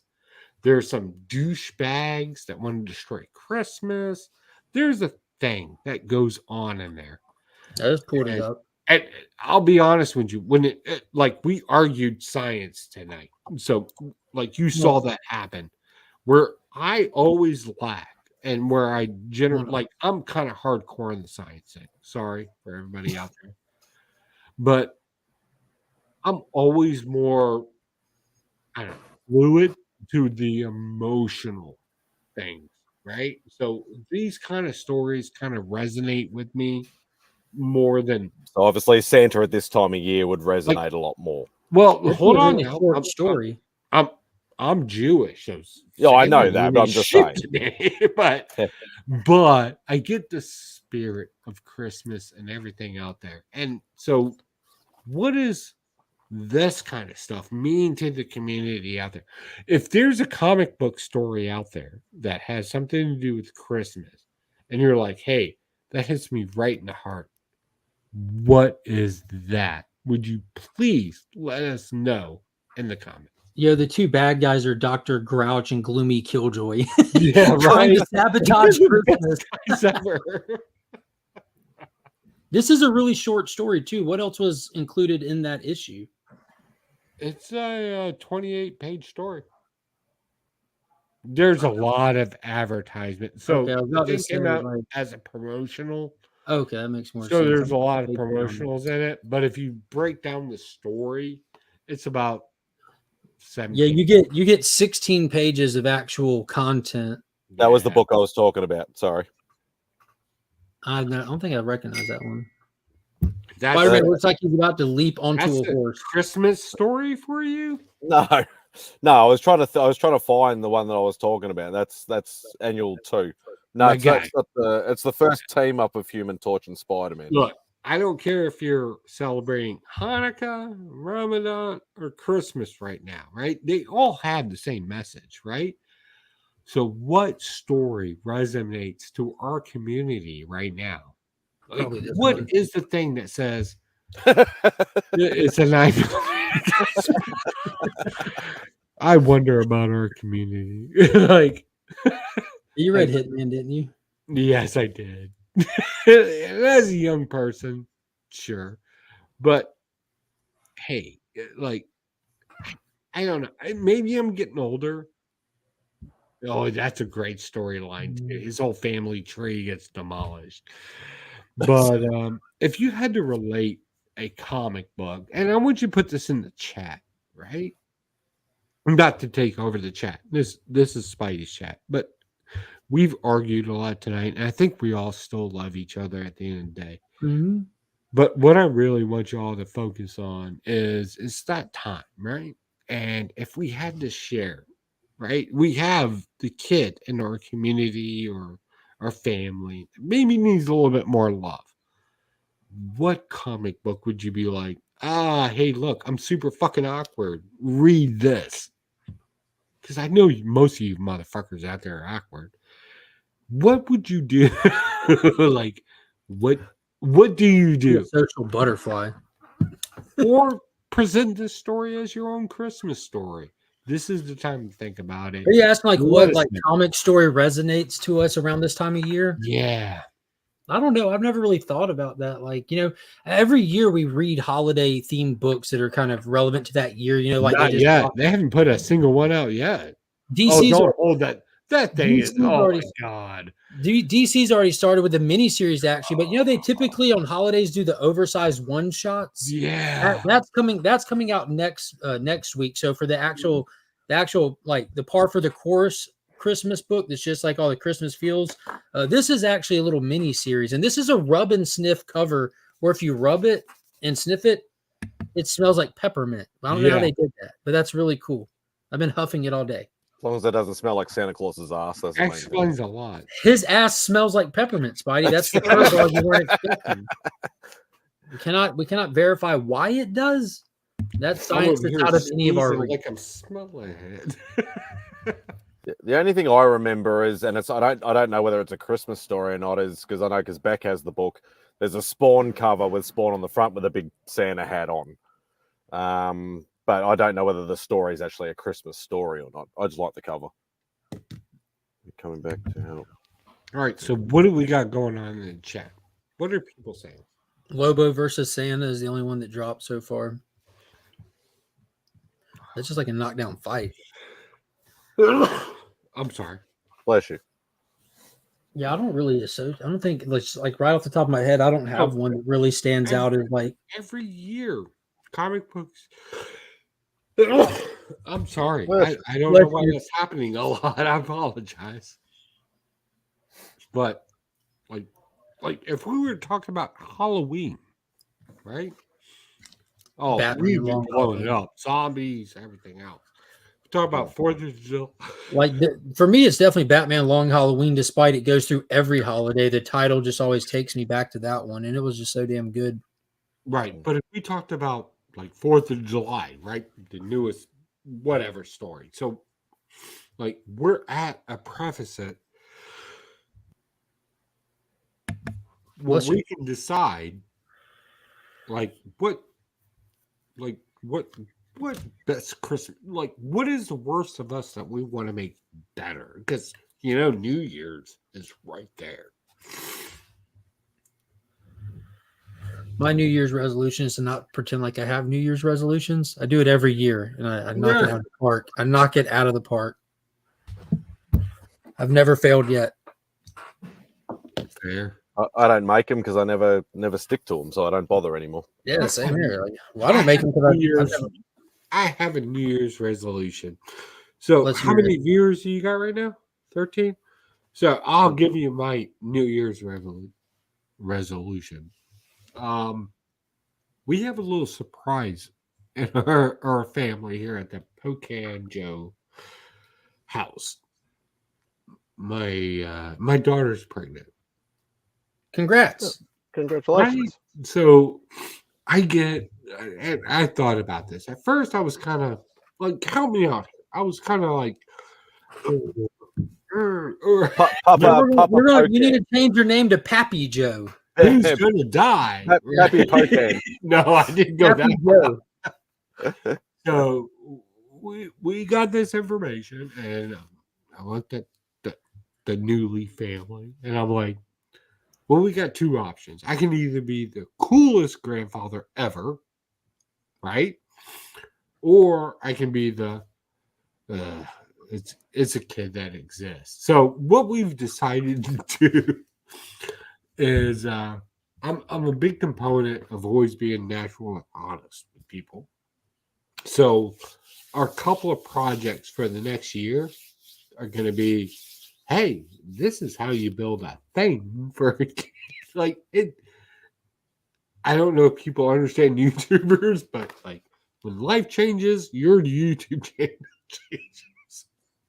So we're going to build the most evilest stuff we can possibly think of in the aspect of glorifying the kid and pissing off the parent.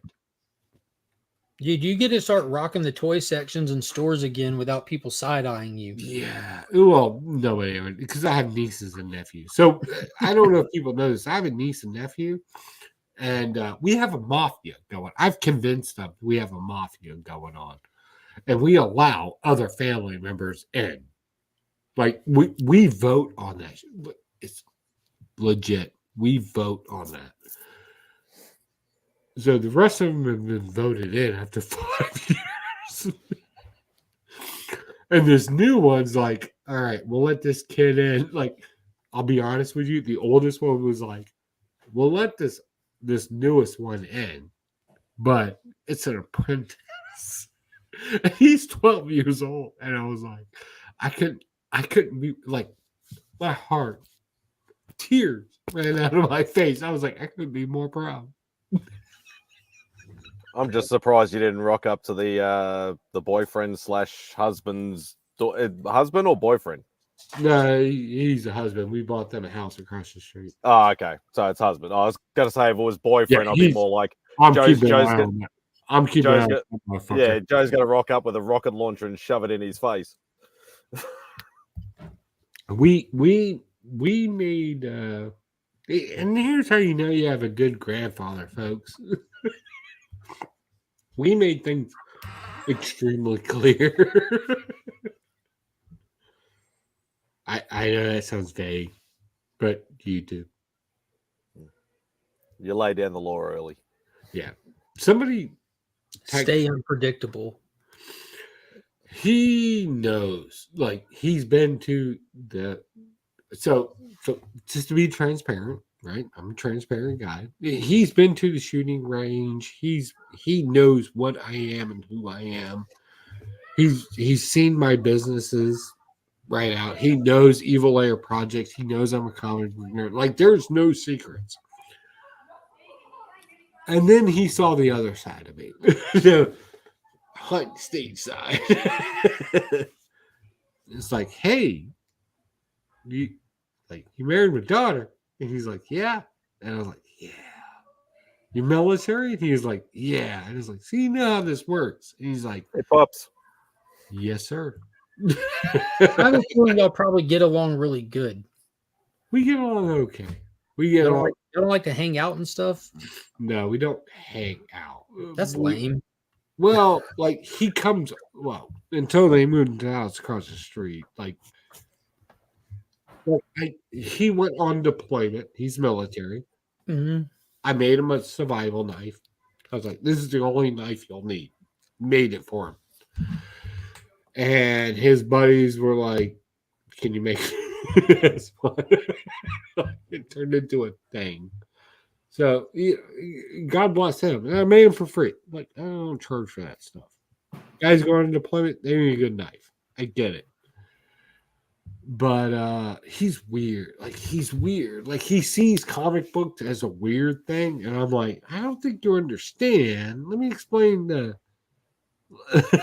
dynamics of a comic book. And he's like, yeah, I'm not getting it. I'm like, fair enough. Like, I get his shortcomings. Here's your K-bar, piss off. I think it kind of like honestly, if I had to be honest, there's worse selections of people. Like it could have been me. Like I'm comfortable saying that it could have been me.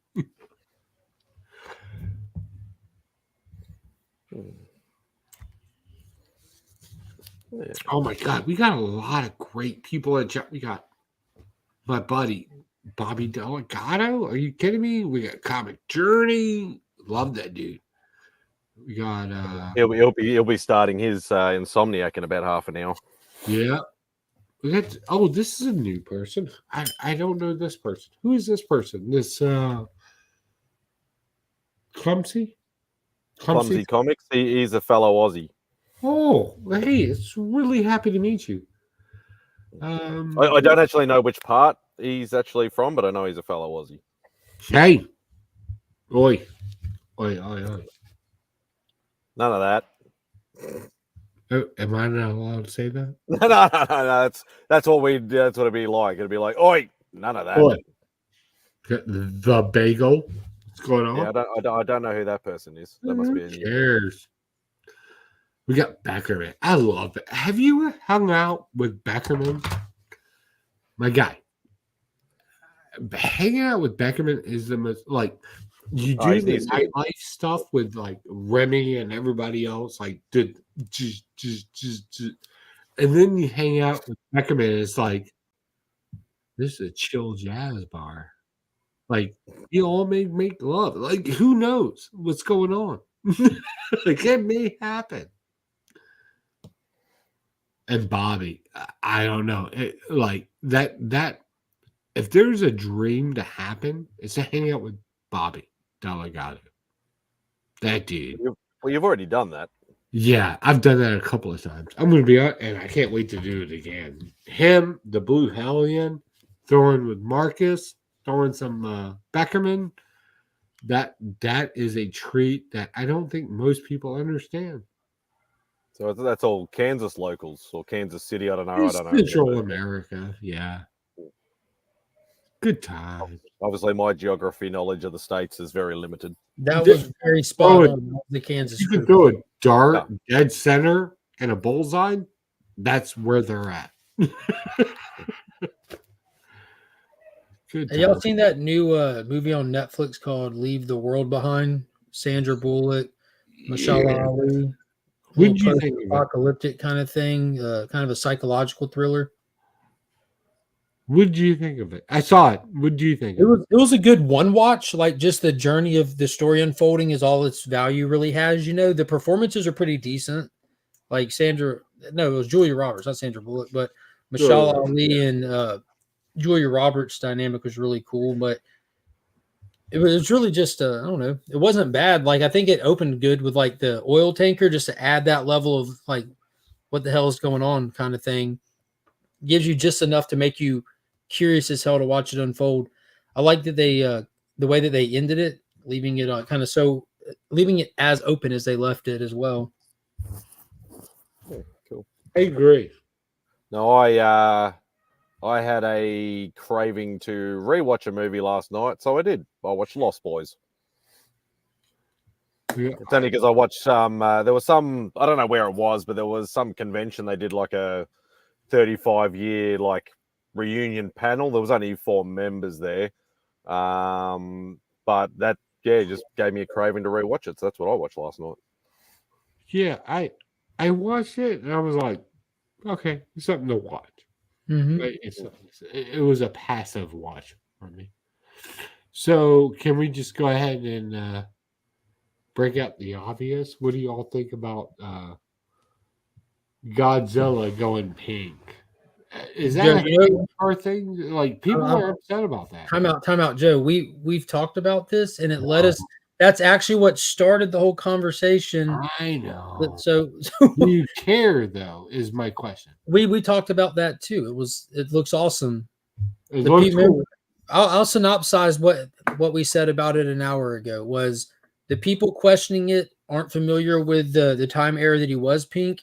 It looks cool. It's not scientifically accurate if you're going to woo-woo it, and it's all in all to sell more toys.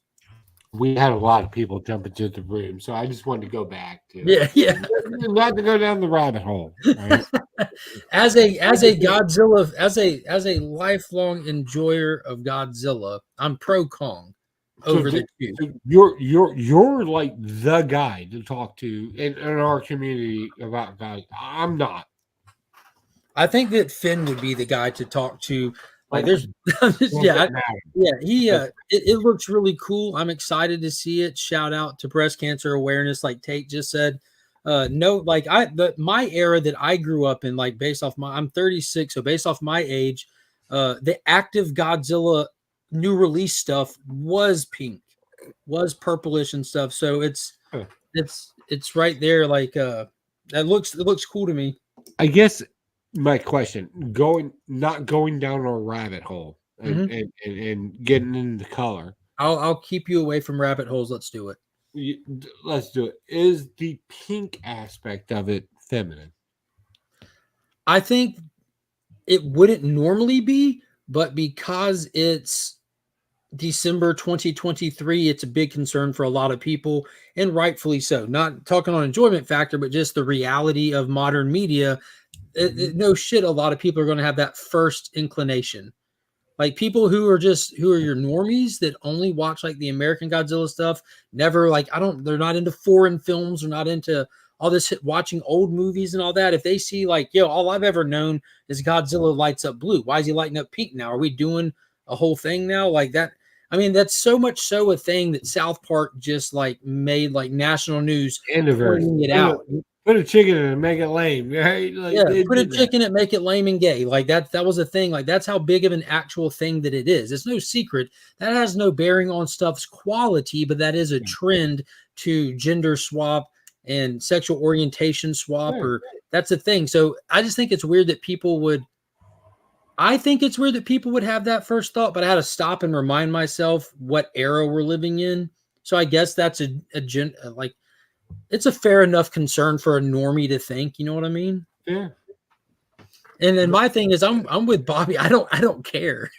I don't care. Just give us Godzilla. If it looks cool, it looks cool. Doesn't matter what color it is. So that's the thing. Like Godzilla's endured for 70 years this year. So like one of the coolest thing for anybody that enjoys Godzilla is seeing the slight changes over the year, whether it be from the spikes being bigger or smaller, the more reptilian looking face, the sharper teeth, the spikes pocket. Like, not to interrupt you, but the spikes popping out. I was like, if something's moving through, if energy is like nerding out, right? If something's moving through your spine, things are going to adjust, right? Yeah, that was cool, right? And I was like, okay, all right. Where the concept of that came from?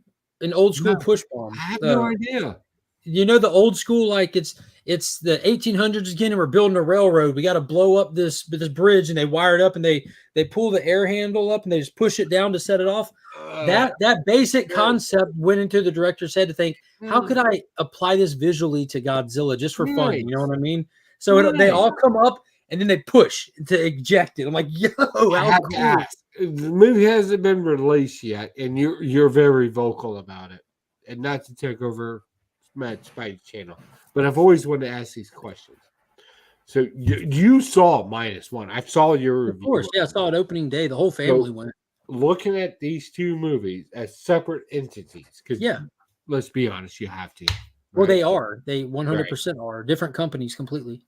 Which one? You are our Godzilla guy. I'm the science guy. What do you want? What do you like in here? What is the question about him? What's the give us a contrast of the two? What you -1 is an anomaly. Like it's a remake of the original first one. So Toho is the company that owns Godzilla. They licensed it out to Legendary Pictures with an agreement that they couldn't make. Toho could not make a Godzilla movie until 2020. So that's why the last one we saw was 2016 with the Shin Godzilla, which was an attempt at like a remake from square one that didn't get off the ground. So when that didn't really pan out the way they wanted, they made that agreement with Legendary so that they could build their universe without it getting confusing for a general audience. You know, having two separate universes, both with Godzilla in it, that have nothing to do with each other. So when they did this one, they did it in such a way that it not only stands on its own as a separate film, a separate universe, whatever. I think it transcended the monster like genre. You know, the movie felt like just a straight up period piece, throwback war movie, and just a standard 1940s period piece epic where the antagonist is no longer like another warring army. It's this entity that happens to be a monster. And it was just really impressive, from the human element being what really set it off. You know, Godzilla is always going to be cool. That's a given. But the slight changes that they made, which you always get those slight changes to look forward to, like with the atomic breath being called a heat ray, because of how far in the past we were, where atomic wasn't a given in like a general sense. Japan just got introduced to the atomic bomb. They didn't understand it. They just knew it was big. You know what I mean? They got shadows on the wall. But you know what I'm saying? So I thought like the little details like that, knowing like the atomic and nuclear energy isn't common knowledge at that point.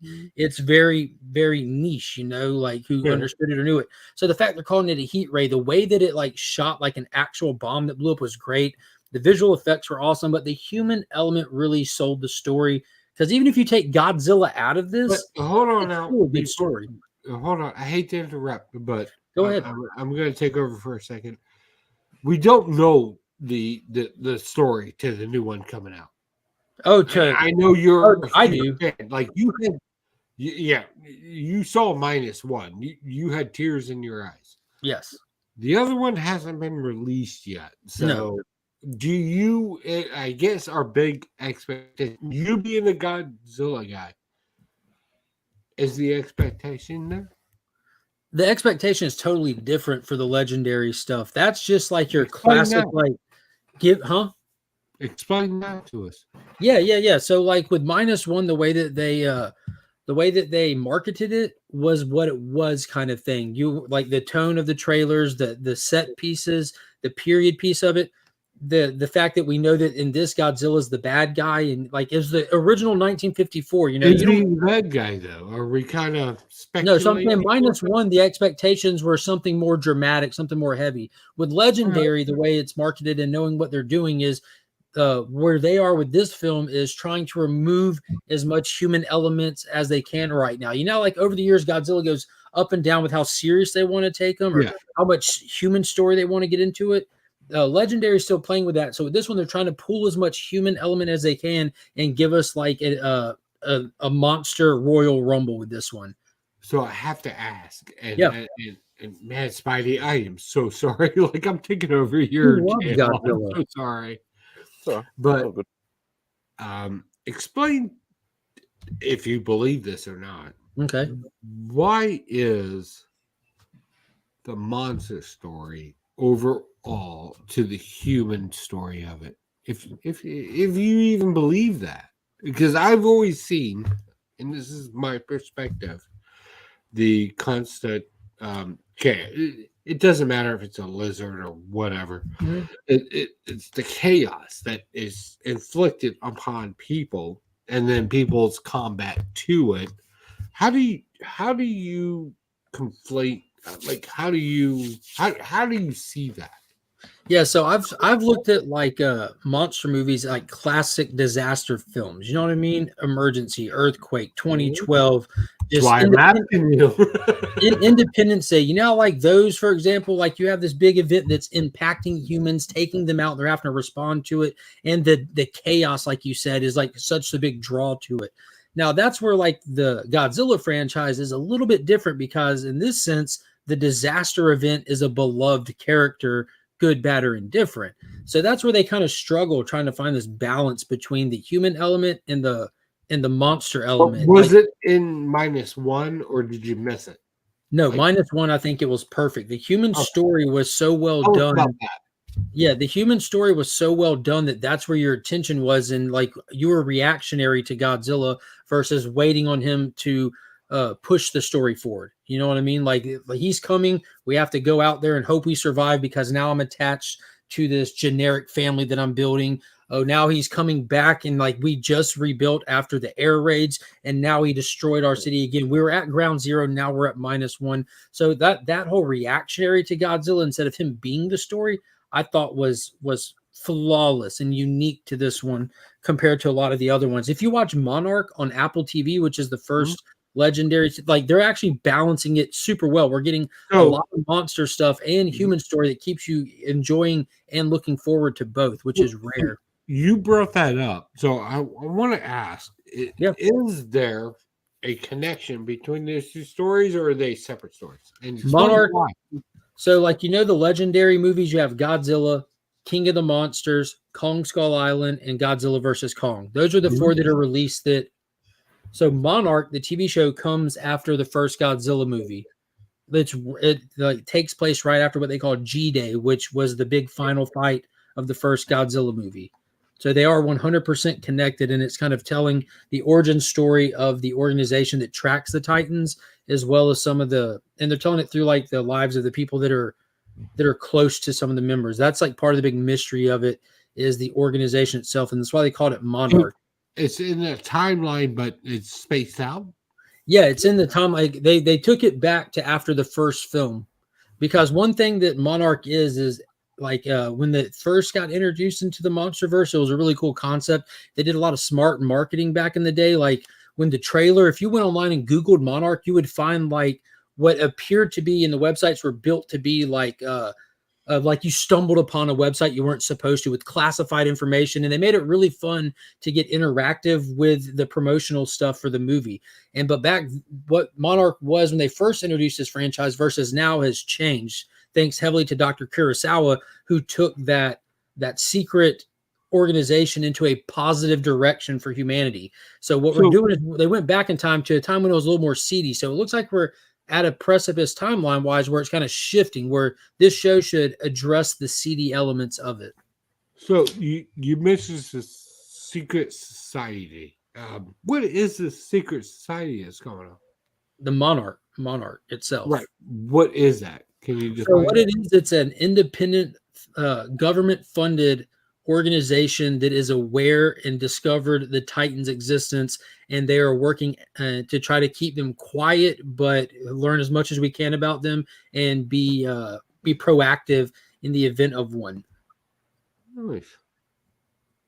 Yeah, it's really cool. And if you watch Monarch, you see, because if you watch the movies, you'll see they have things like super massive stealth bombers. Like you're like, dude, where'd they get this technology? They have like underwater facilities that are super deep, and you see like their technology is like like future tech, not science fiction future tech, but just future tech. So you watch the show Monarch and you see where they get their unlimited funding from, and it's actually really cool how they do it. So they're doing things like that as explaining the world of the movies, and they're really, and being that it goes back to right after the first movie, they're able to really point at things that we've already seen and get to see like, oh, that's dope. That's where it came from. And it's really fun, dude. It is a blast. So I have to ask.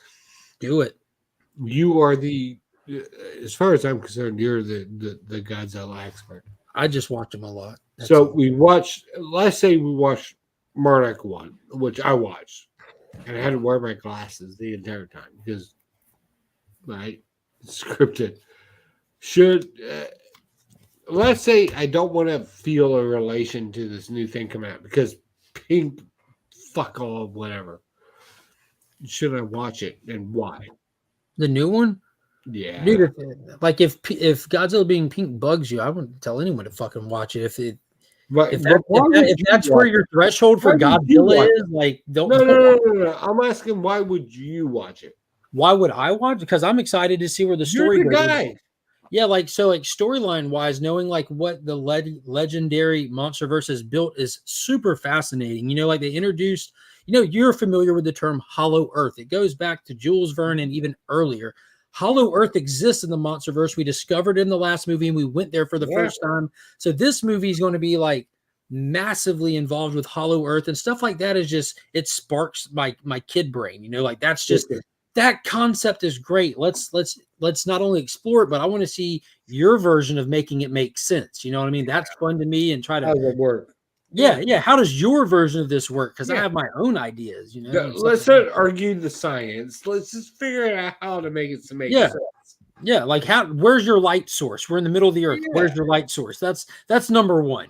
But the stuff like that is really cool. And being a thing. Like I'm a huge King Kong person, and so like well, 1933 King Kong is my favorite movie ever. Best movie ever. So like knowing that in this chapter they're going to buck the stereotype that Kong is the last of his species. He's been the last of his species. Well, he's got Scar. Well, Scar's not his species. But that'll be, you'll see, like where Kong is a great ape. I'm saying Scar is an orangutan.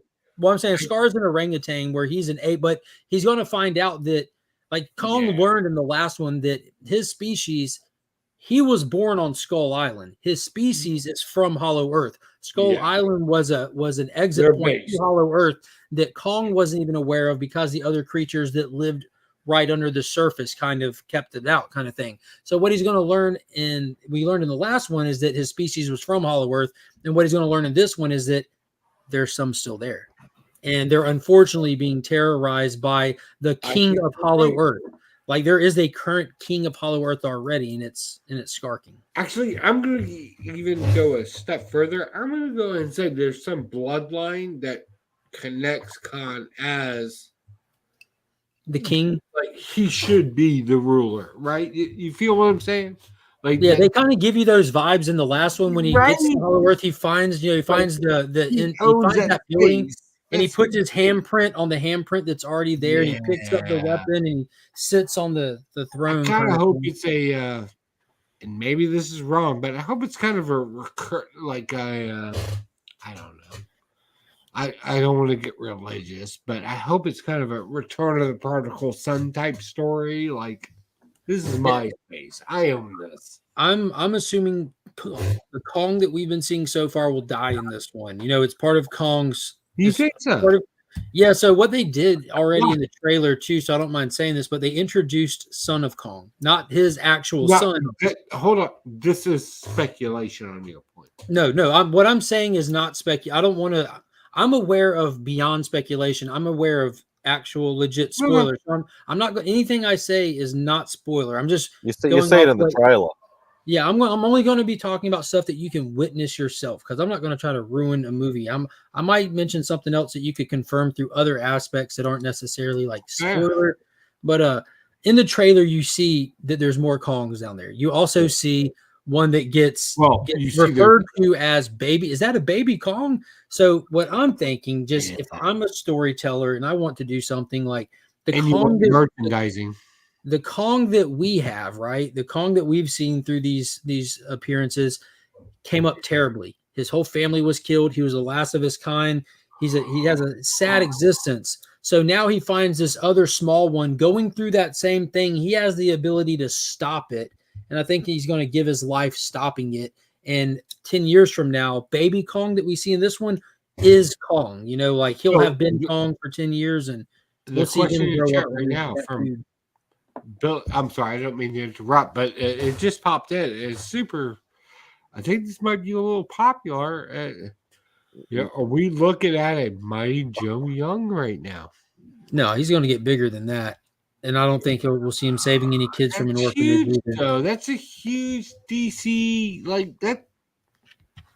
It's Mighty Joe Young. That's the little miniature like the 8-foot gorilla that saved the kids out of the orphanage and lived at the end. But I'm just saying, is it an homage? Because we like the homages, right? No, I think it's an homage to Son of Kong. I don't know if you remember, like King Kong was so well received that within a year they released Son of Kong, where we go back to Skull Island looking for another ape to bring to humanity, and we find that there are no giant ones, but we find Son of Kong, who's like Mighty Joe Young size, but he died in that film. Bring the in your aspect.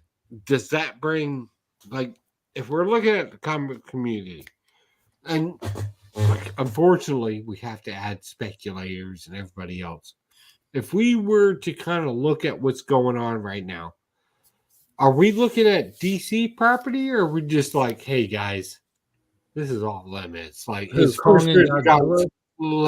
like, where are we at in the comic book community? Like, who owns the rights to these characters in comics right now? Well, we know who owns the rights, but IDW owns Godzilla, Dynamite has Kong, and Legendary has a unique agreement for those IPs under Legendary Comics Publishing. So, like the Legendary depiction of Godzilla and the Legendary depiction of Kong, they can publish themselves under that name. Where if you're doing a Kong book outside of Legendary, you cannot depict him the way that he looks in Legendary, and same with Godzilla. Well, you heard it right now. You can't fail with his. No, I'm joking. No, I'm joking. And on that note, I do actually have to end it because I actually have to go and help everybody pack up and finish off the con. They don't care about you. We're here. Demand free books for your labor. I usually get a little bit of pocket change given to me, which I'm happy to help. Fair enough, man. So, but yeah, thank you everybody in the chat. Thank you to all the panelists, Mark, Joe, Popper, Rob, Mike. I'm probably Remy for a short while. But thank you everybody. I greatly appreciate each and every one of you. Remy, I haven't talked to him forever. Peace out, everybody, and thank you.